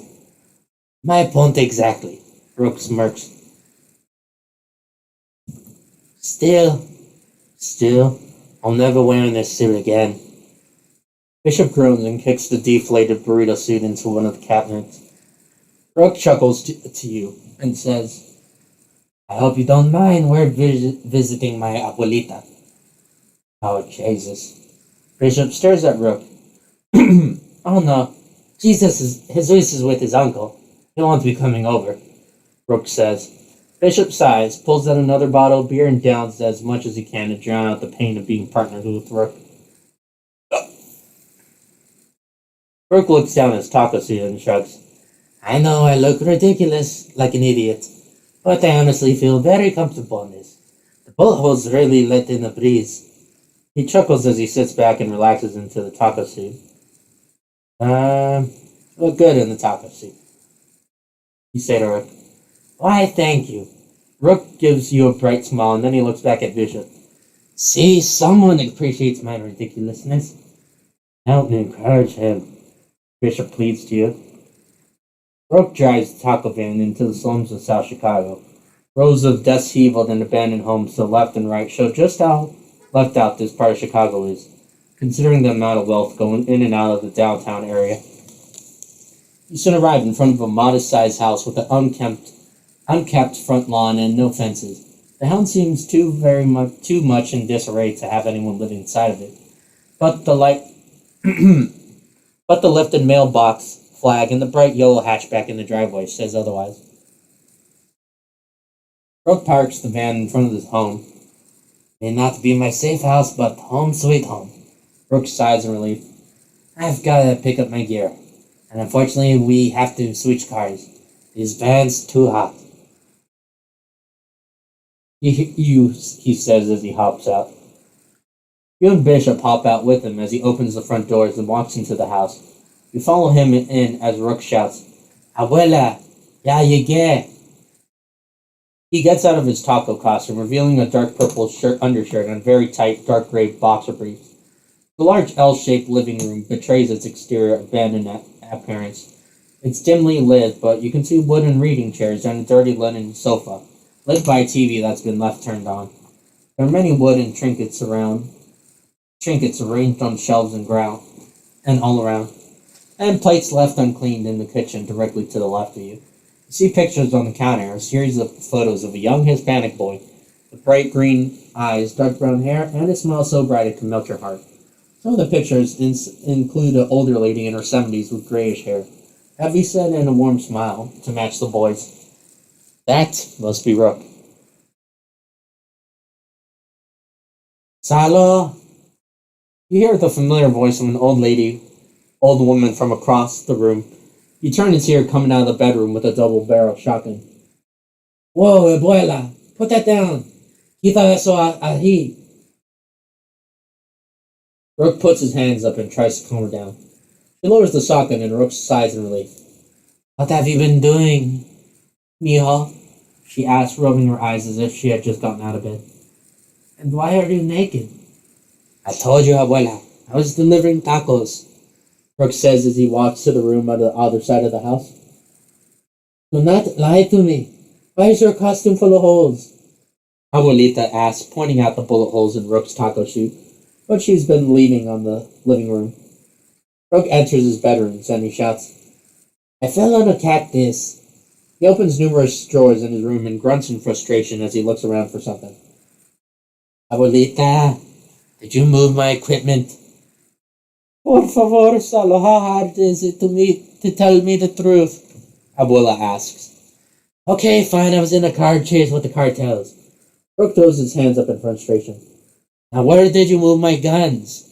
He pulls out a dark red leather jacket, the one he usually wears, and puts it on. Rook, that's your grandmother. Have some respect, at least. Bishop says as he goes into the kitchen, opens a cabinet and reaches for a jar of cookies. Touch that cookie jar and I will shoot you, Abuela says, raising her shotgun at Bishop. You quickly back out of the line of fire as Bishop quickly closes the cover. Abuelita calms down, lowering the shotgun and sighing as he turns to Rook in his room. Listen to your friend, mijo, she pleads. Do you want death and destruction to be your legacy? Rook pokes his head out of his room for a moment and says, Ain't the path I chose, but I'm here now and I kinda like it. He shrugs before pulling back into his room and continuing his shirt. We don't just kill people, Abuelita. We save people too. In fact, we're currently on the way to save somebody. If you let me find my equipment. What kind of assassin saves people? Abuelita asks. Rook pauses and thinks about it for a moment. Bishop crosses his arms and says, She's got us there. He shrugs. Rook groans in frustration as he finds that all of his drawers are filled with toys instead of firearms. Abuelita, please tell me where my weapons are. Rook pleads as he pulls out a pair of black jeans and puts them on. No, you will stay here for dinner. Abuelita raises her shotgun. Again. Why? Rook protests. Because I told you to. Abuelita persists. Abuelita, I have good people to save and bad people to kill. Now it's not the time. Rook says as he pulls out something of the drawer. Why can't we be a family just for one night? Abuelita throws the shotgun towards you in rage. You quickly move out of the way and the shotgun clatters to the ground. Thankfully, it doesn't go off. Abuelita, what is this doing in my gun drawer? Rook pulls out a huge pink silicone dildo from his drawer and walks out of the room to show it to her. I don't know. I found that toy inside the box beside your bed labeled toys. Abuelita says, looking away in a slight embarrassment. Rook groans and throws a dildo inside his room. Bishop says, whoops, no. Ah. Rook groans and throws the dildo into his bedroom. Bishop says as he pours himself a glass of milk. Rook groans and throws the dildo into his room, just like Bishop says. He drops to the floor, reaches under his bed, and pulls out what looks like two purple furry handcuffs. 2 bottles of lubricant, one meant for firearms, the other for a more intimate purpose. Both empty. A backpack and a big wooden box labeled toys. Abuela sighs and holds her forehead as she walks over to Rook's room. Mijo, please, I only want what's best for you. I love you, Abuelita. But replacing my pistol with a water gun almost got me killed. Rook says as he opens the box, revealing an array of body armor, weapons, and ammunition tossed around about with little care. After I told you not to go back out there again, you're going to get hurt, mijo. Please stay here for the night. I have to get hurt to save others from getting hurt, Abuelita. Rook says as he pulls out a compact, gold-lined Hudson H9 pistol and holsters it behind his back. Picks up a couple dozen magazines and drops them into the backpack. What I've been doing since I went missing, he adds.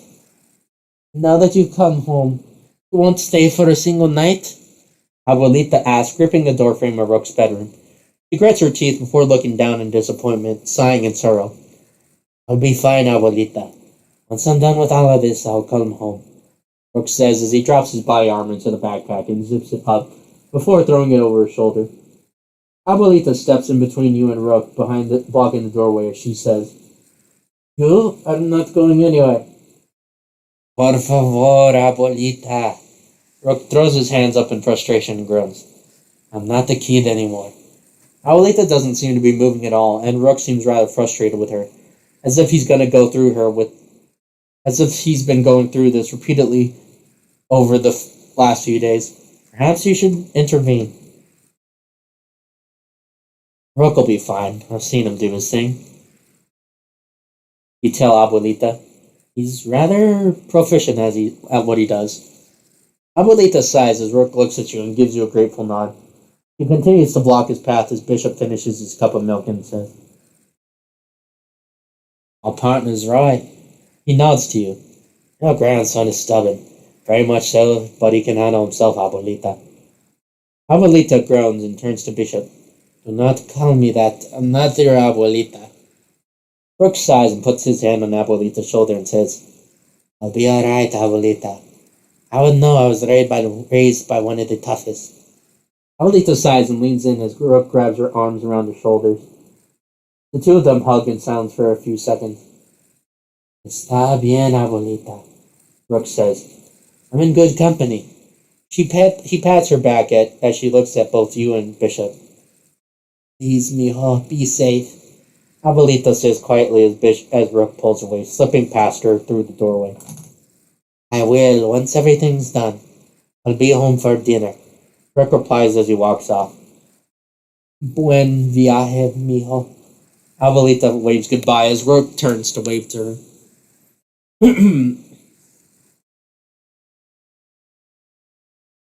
Come on, let's get out of here before she changes her mind and kills us all. Rook whispers as he walks past you. I heard that, Nino. Abuelita shouts as she picks up her shotgun. Quick, to the banana mobile. Rook shouts as he snatches a key and a large plastic bag from the kitchen and rushes out the front door. I love you, Abuelita. Love you too. Mijo. Abuelita shrugs as you and Bishop quickly follow Rook and rush out of the house.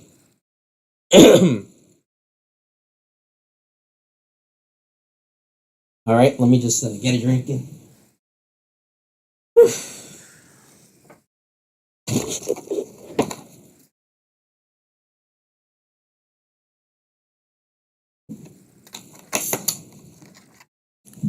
Ah, there we go.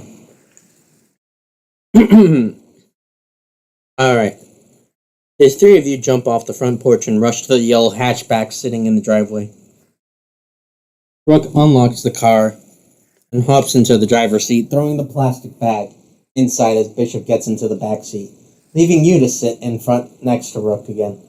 Rook starts the engine and very quickly drives the hatchback out onto the street. He gives the house a last glance and see Rook's abuelita walking out onto the front porch, double barrel shotgun in hand, waving with a smile as you drive off.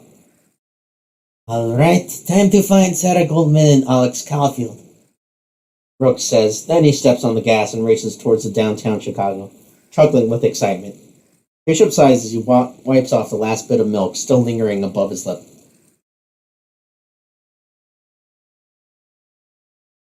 I'm surprised your abuelita isn't in a mental hospital, he comments.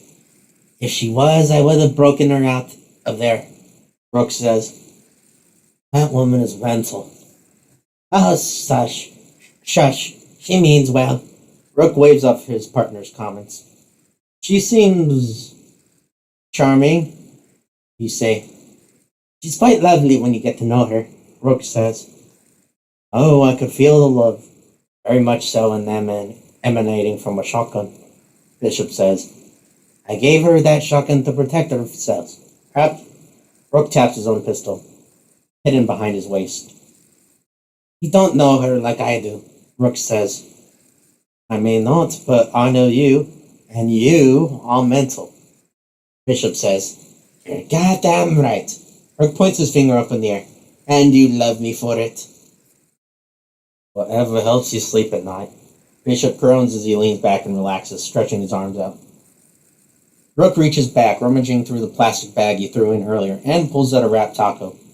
He rips it open with his mouth and eats it, and reaches back and pulls out another one, carefully opening the wrap and eats it too. Love this taco as much as I love you, Rook says to Bishop. I wish I could say the same, Bishop replies, getting his own taco out of the bag. You love me more than the taco? Rook asks. Quite the opposite, Bishop says, quietly moaning as he eats his taco. I'd make love to this taco. If this taco told me to slap you, I wouldn't hesitate. Ow, that hurts, hermano, Rook says, grasping his chest as if he's taken a painful blow to the heart. I'll try not to make a mess. I just cleaned the blood and gray matter off of the leather from yesterday's accidental discharge fiasco.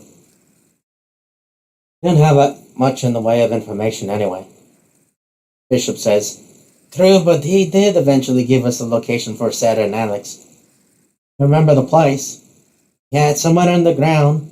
On paper, this should be a cakewalk, Rook says as he drives towards Lincoln Park. Is it now? Bishop asks, looking at his partner with doubt. Yes, actually, Rook replies as he reaches into his pocket and pulls out a piece of paper with a drawing of a stick figure walking on a cake. What do we know about Sarah and Alex? You ask. Not much. Not much, Bishop sighs. Our lead didn't give us much, but we know for a fact that Sarah's recruiting Alex into the outfit. Apparently the two of them are something of an item. Sarah and Alex sitting in a tree, Rook sings as he drives. K-R-L-L-I-N-G. Bishop continues. The two of them reportedly murdered 3 rival gang members 2 days ago. Alex ran away from her mother because of some dispute.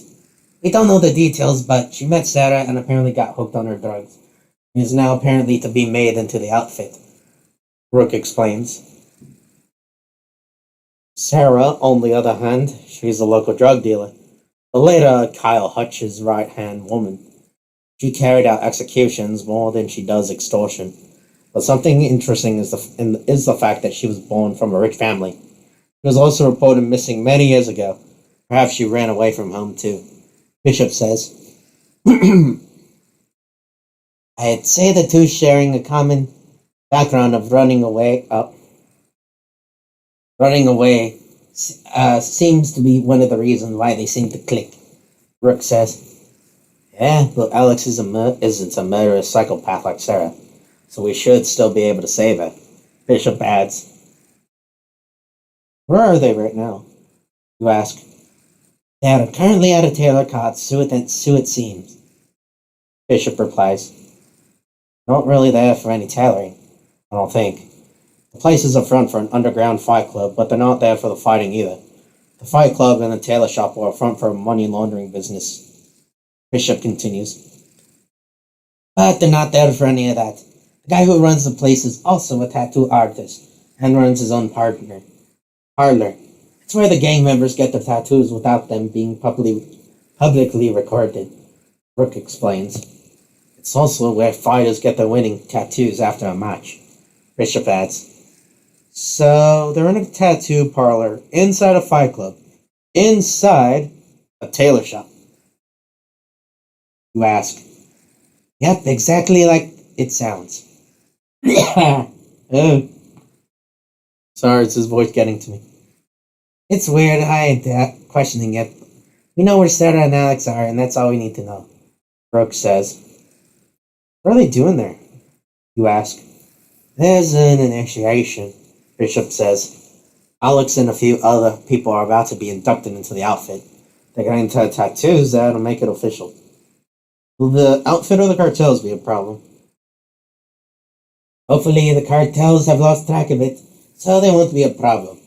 The outfit, on the other hand, they run the underground fight club. But thankfully no one knows what we look like beside the cartels, Rook says. So that shouldn't be a problem, as long as we don't cause too much trouble and don't mention the Archangels, Bishop says. Let us do the talking, Rook says with a smirk. Soon thereafter, you arrive in front of the tailor shop with the name up top. Sue It Seems. Rook parks the car out front. You look around and see multiple cars and motorcycles, but there aren't many customers inside the tailor shop itself. Three of you hop out and make your way inside. Rook gives a simple nod to the tailor by the desk, who's too busy crocheting to give you much attention. Rook looks around for a moment before walking over to one of the doors in the back room. He leans in, putting his ear to it before opening it, letting out the sounds of punches being thrown, people cheering, and a bell being rung. You follow them through the door, down the flight of stairs before coming to a corner. The sound of rowdy cheers and fighting grows louder as you continue further into the basement. As soon as you turn the corner, you're met by a muscle-bound bouncer, more than 6 feet tall, who puts his hands out expectantly.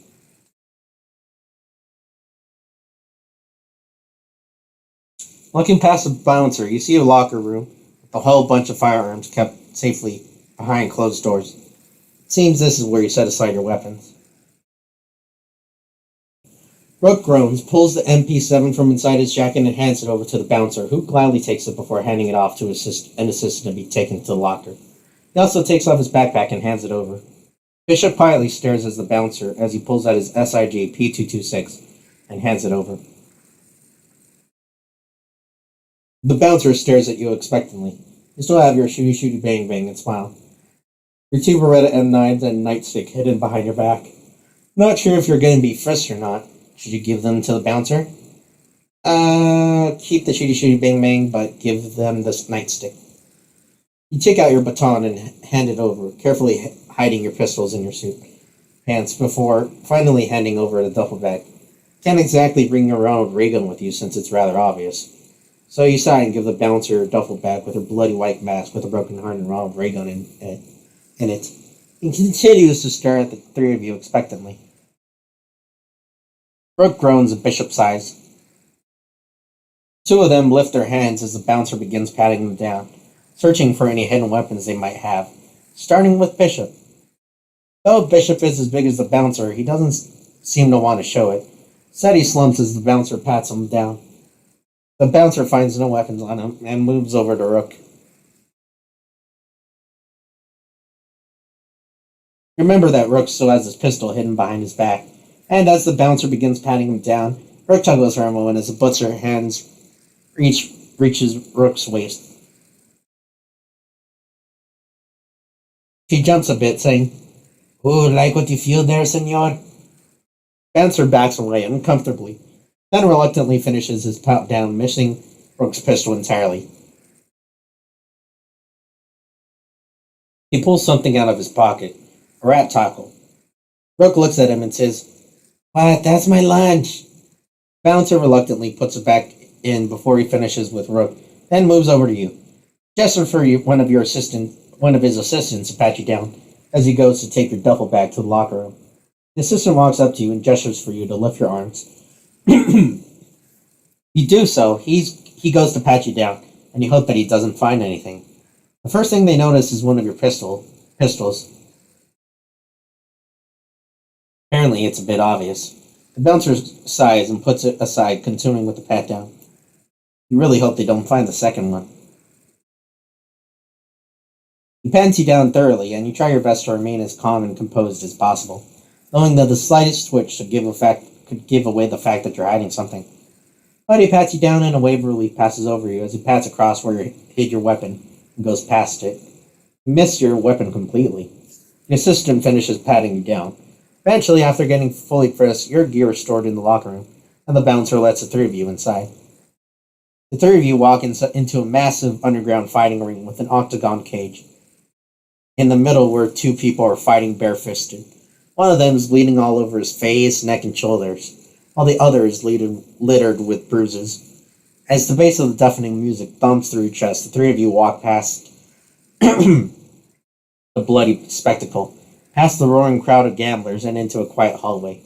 Rook leads you down the hall and past an open door, where you see people laundering money it.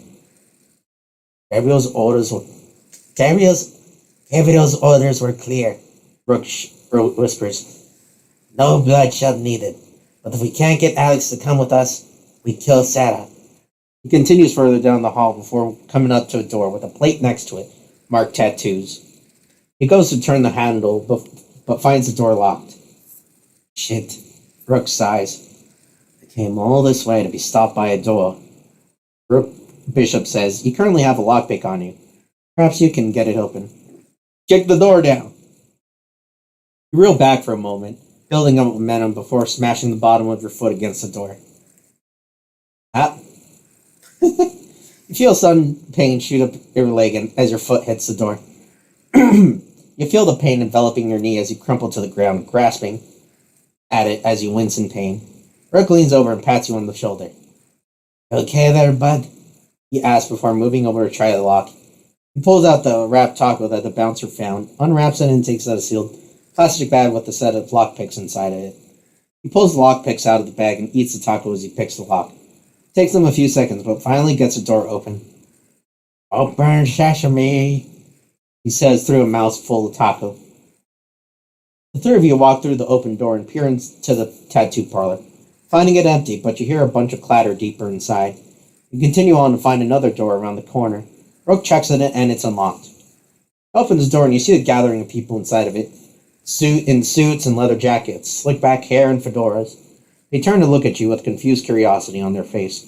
They seem to be circling around a man laying down on a tattoo.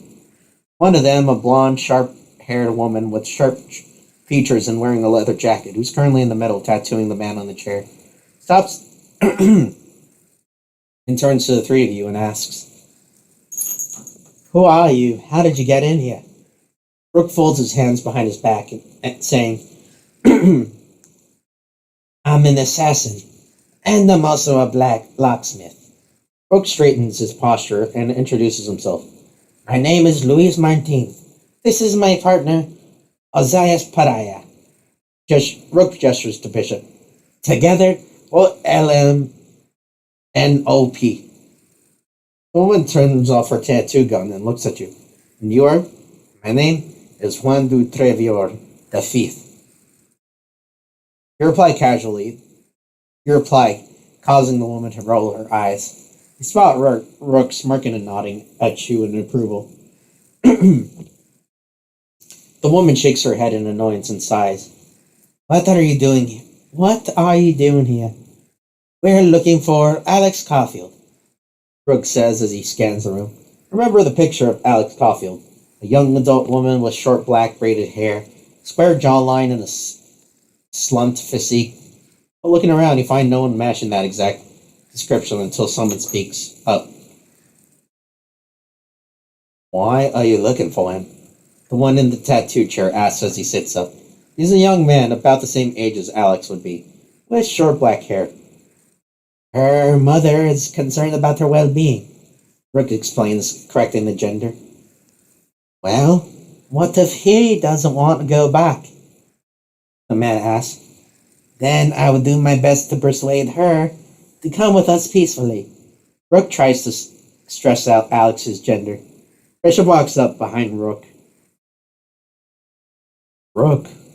He calls it his partner, but Rook gives him the gesture to hold off. What if he doesn't want to come peacefully? The man asks, protesting the gender. Rook looks at him confused and says, then she will have to. Rook punches the back of Rook's waist, causing him to reel forward in pain as you hear a loud thump. That's Alex, you muppet. Bishop whispers to Rook. Rook stops for a moment, wincing quietly as he stares at the man, scanning him from head to toe. The square jawline, the slumped physique. Oh, I see. Very sorry. He nods apologetically. You now see the resemblance. The jawline and physique match quite well. And the only thing that doesn't match the description Alex's mother gave you is the gender and the hairstyle. Perhaps Alex's mother doesn't know him as well as she thinks she does. The woman from before stands up. Now you think about it. She looks like one of the people from the document Alex's mother gave you. She's Sarah Goldman. Alex doesn't want to go. Alex isn't going anywhere, she says as she pulls out a small pocket knife. There are 8 outfit members in the room, including Eric, Alex, and Sarah, and they all close in to protect themselves as half of them begin pulling out small blades and even an extended baton. It seems they too had their guns taken away from them, but they've kept their melee weapons. Now, we're here to resolve things peacefully, he says as he turns to Alex. Alex, your mother's being worried sick about you. She sent us here to bring you home. I'm surprised she cares enough to send someone after me, after she told me to fuck off and never come back. She wants you to come home, Alex. She came to us weeping for you. Brooke steps towards Alex, only to be met by Sarah and her pocket knife as she steps in front of Alex. And she will continue to weep, Sarah says. I saw the two of them arguing before we left. Alex is not cut. He pauses for a moment and squints at Rook and Bishop. Wait, have I seen you two before? No, I don't believe so. Rook shrugs as he looks at Bishop, who also shrugs as he casually walks over to a manual paper cutting machine. Wait, I saw you two this morning. You're the taco suit guy. She looks at Bishop. And you're that burrito suit guy. You two were stalking us? Oh, Alex is definitely not coming with you. She grips her blade firmly. My mother disapproves of me. I tried my best to explain how I feel about myself to her, but she just wouldn't understand, Alex says. She came to us asking for help. She's willing to do anything to get you back home. She changed her mind, Brooke explains. Alex quietly looks around at his outfit friends, then steps away from Rook. And I've made mine. The room falls silent. Rook and Bishop sigh, and you see Rook already reaching behind himself, while Bishop is fiddling around near the traditional paper cutting machine, casually disassembling the long machete-like cutting blade. Maybe you can still settle this peacefully, or you should prepare for a fight. The 3 of you against 8 of them. Rook and Bishop don't seem very concerned about being outnumbered. Should you? Alex? Your mother still loves you. You tell him. She came to us in hopes of bringing you back to her. Please don't make us disappoint her. Go home to her and tell her that her son isn't coming home, Alex protests. Last time I checked, she doesn't want someone like me in the house anymore. People change, Alex. Her mother's changed. She absolutely regrets her decision and desperately cried to have you come home. Alex stares at the three of you for a few seconds, and you see the confusion in his eyes before he quietly sighs and says, Never meant to make my mom cry. She's sorry, Alex.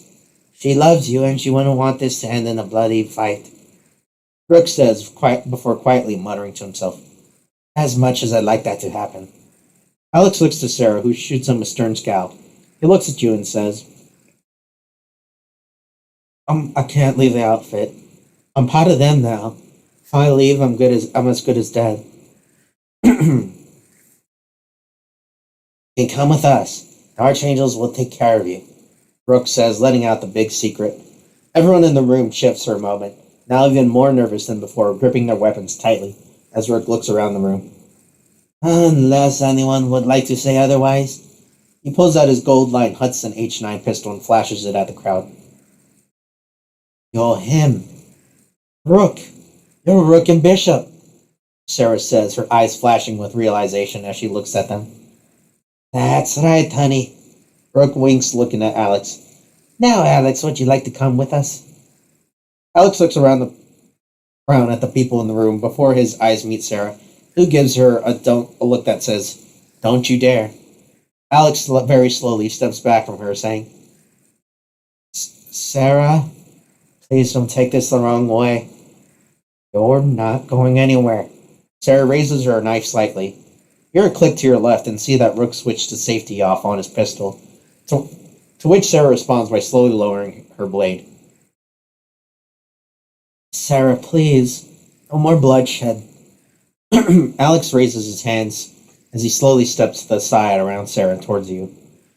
You're gonna turn your back on me now? After I let you sleep in my bed? After I let you join my crew?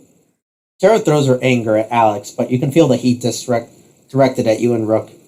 You limp-spined pieces of shit. She shoots the three of you a furious stare, raising her blade. Don't do it, Sarah. Won't win a gunfight with a knife, unless you're me. Rook raises his pistol as as the rest of the outfit members back off slightly, scared of being in the line of fire.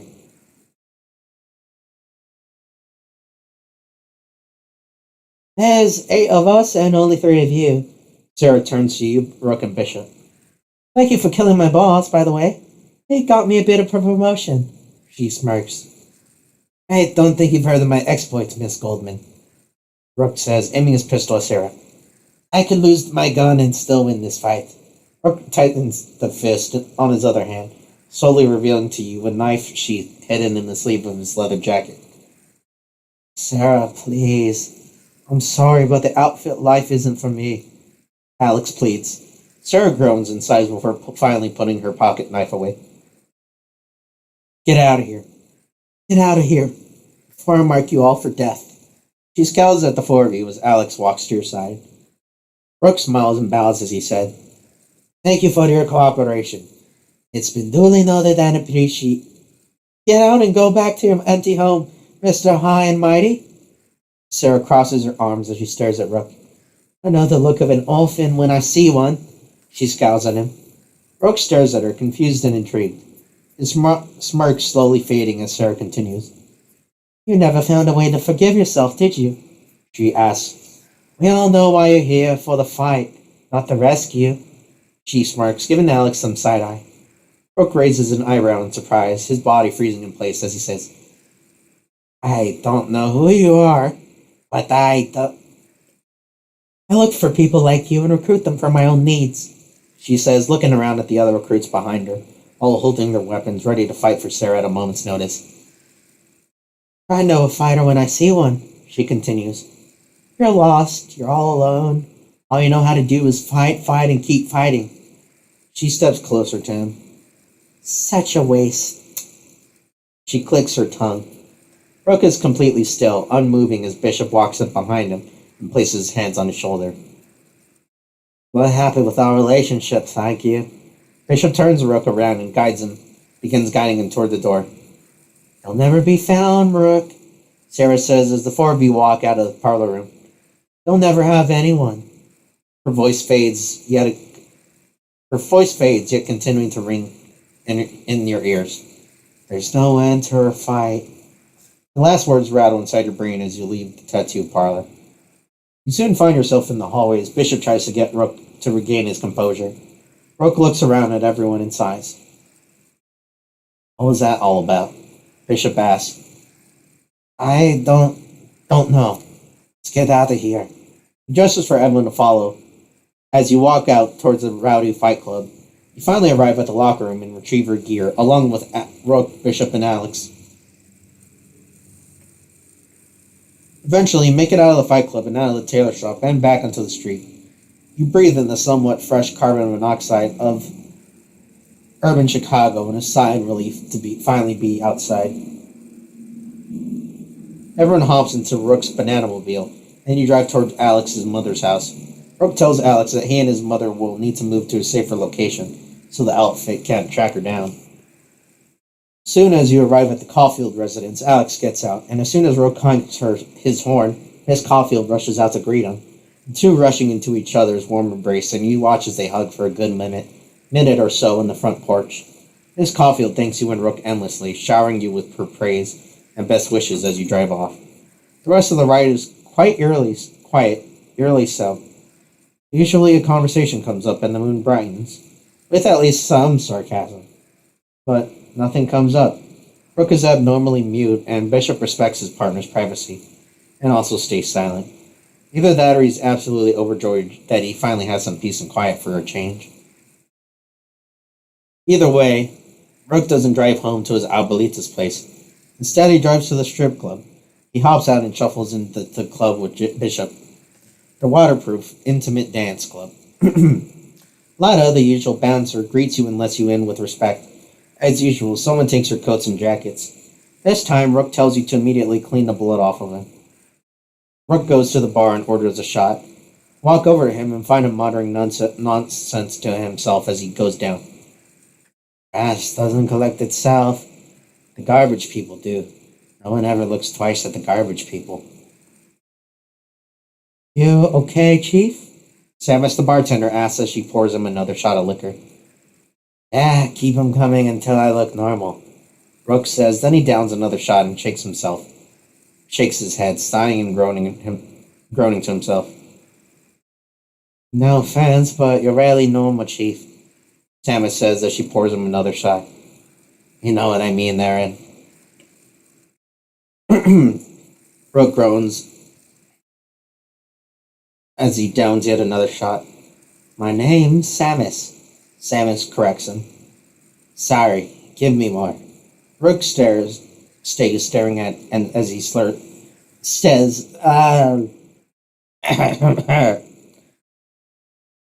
Rook says, starting to slur his words. Perhaps you should stop him. Do you need anything, Rook? You ask. Yeah, more shots. Samus pours him another shot. Rook sighs and turns away from the drink, scanning the strip club's dance floor. You see Bishop coming over with a glass of whiskey and a cigar in his mouth. He takes a seat beside Rook and watches the strip club with him in silence. Then he pulls out a suppressed pistol and shoots the tip of his cigar to light it.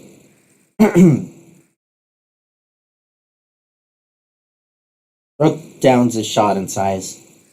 My sister's still stuck in that mental hospital because of me, he says as Samus refills the glass. It's not your fault. It's not your fault. Don't beat yourself up over it, Bishop says, sipping his whiskey. Why would you blame yourself anyway? Same reason people blame themselves for things they don't do or don't think about, or anything. The guilt of doing nothing, Rook replies, downing yet another shot. Don't listen to what that minge muffin said. Not everything's your fault and you're never alone, Bishop says, patting Rook on his shoulder. You see a slight smile crack across his face. He turns to Bishop and nods. Then he turns to you. Thank you for helping me with the Caulfields. Anytime. I got your back. He smiles and nods in appreciation. Hey, maybe we can form our own trio. He looks at you and Bishop. Bishop scoffs and says, You literally just met Kits a few days ago. What's the matter? You jealous? Rook playfully punches Bishop's arm. Bishop remains still, as if it were nothing but a tap. Just saying, ought to be careful who you're with. Bishop shrugs. Ain't nobody replacing ya, big guy. Rook taps his partner on the shoulder. Bishop sighs and he stands up. I need a piss. Walks off to the bathroom. Before Bishop walks away, one of Rook's employees, remember her as Irene, walks up to him.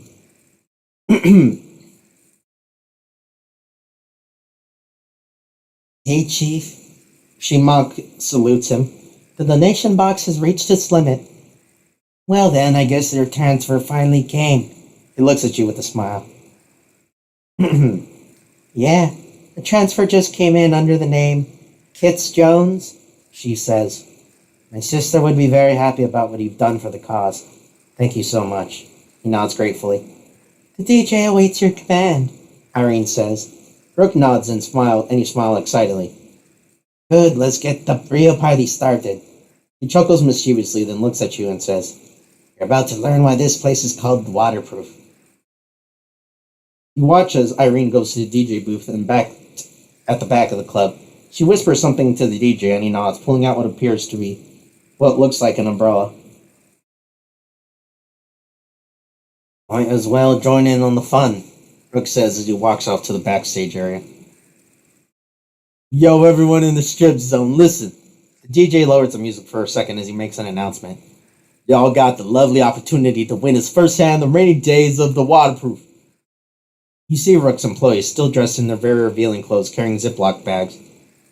Check it. Our lovely ladies and gents will visit your table to hand over some protection for your electronics and any other merchandise you'd rather not get wet, the DJ says as they start handing out the Ziploc bags to the many customers around the strip club. Irene walks up to you and hands you a Ziploc bag. You might want to put your necessities in there, honey. She gives you a wink.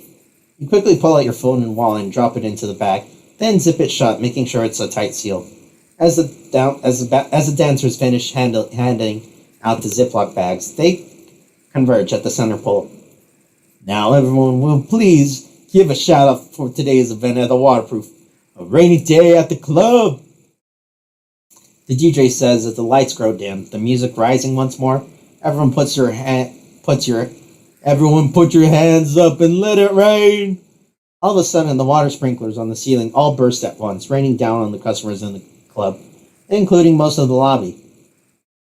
Some customers move out of the zone and make their way to dry safety at the bar, while others quickly join in on the fun and run into the rain.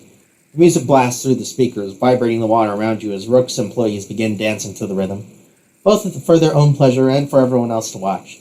Some customers even join in and start dancing off stage, causing a chain reaction as people stand up from their seat and begin dancing along. You see Rook exiting the backstage area, coming onto the stage carrying a water hose, wearing his tight, dark jeans and shirtless under his leather jacket, with strippers galore of all genders to the left and right, flanking their leader as they walk on stage. Irene quickly jumps onto the stage and begins dancing along to the fun. Her hair is soaking wet and her bikini slightly loosening the more she dances, but she's careful not to go too far as Rook begins spraying his dancers and customers with the water hose, working in tandem with the sprinklers to make sure every customer in the strip zone is dripping wet. Join in on the fun. It's not every day you get to see someplace, turn on the water inside for fun.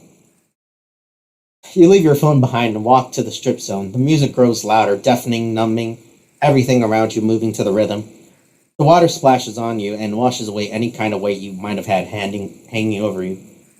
The feeling is relaxing, freeing your chest beating to the bass as the DJ switches records. You watch everyone dance around you, either watching, nodding, or dancing to the music, as Rook as an employee opens up the dance floor for anyone to jump and start dancing. See Rook's dancers begin opening up his leather jacket and dressing him as he sprays everyone with his water hose. The water rains down on all of them. Rook's bare chest is revealed and drips with water as his dancers strip off his leather jacket and rip off his shirt. This will look better in even slow motion. You also see Irene dancing by herself near the DJ. Her flow is unique and elegant, her skin shining from the wetness, her hips popping at every beat at the spot. Alright,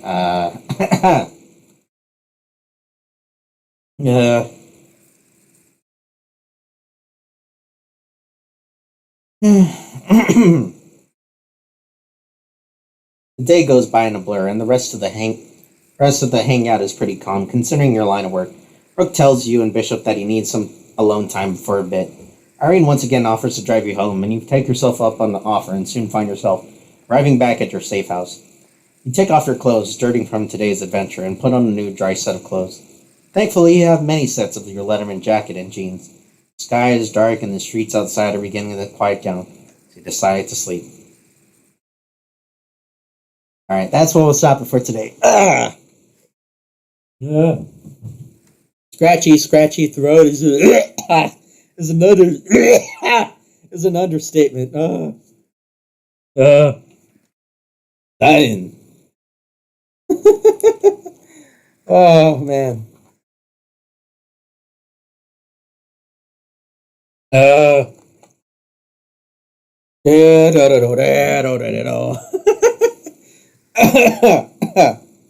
Yeah. Oh, scratchy voices, man. God, it's such a pain to do. Physically. Not so much as taxing. Mentally. God damn, I'd be lying if I said it doesn't bother me. Alright, I hope you guys have a great and awesome rest of your day. Thank you for stopping by. I'm gonna go rest my voice. Hopefully it's all back ready for it. Hopefully it's all back to normal and ready for tonight. If so, I'll see you guys later on tonight. If not, then I'll see you guys tomorrow on the other side of the day. You guys have a great and awesome rest of your day. Stay frosty, and I'll see you on the other side of the day. Adios. Yeah.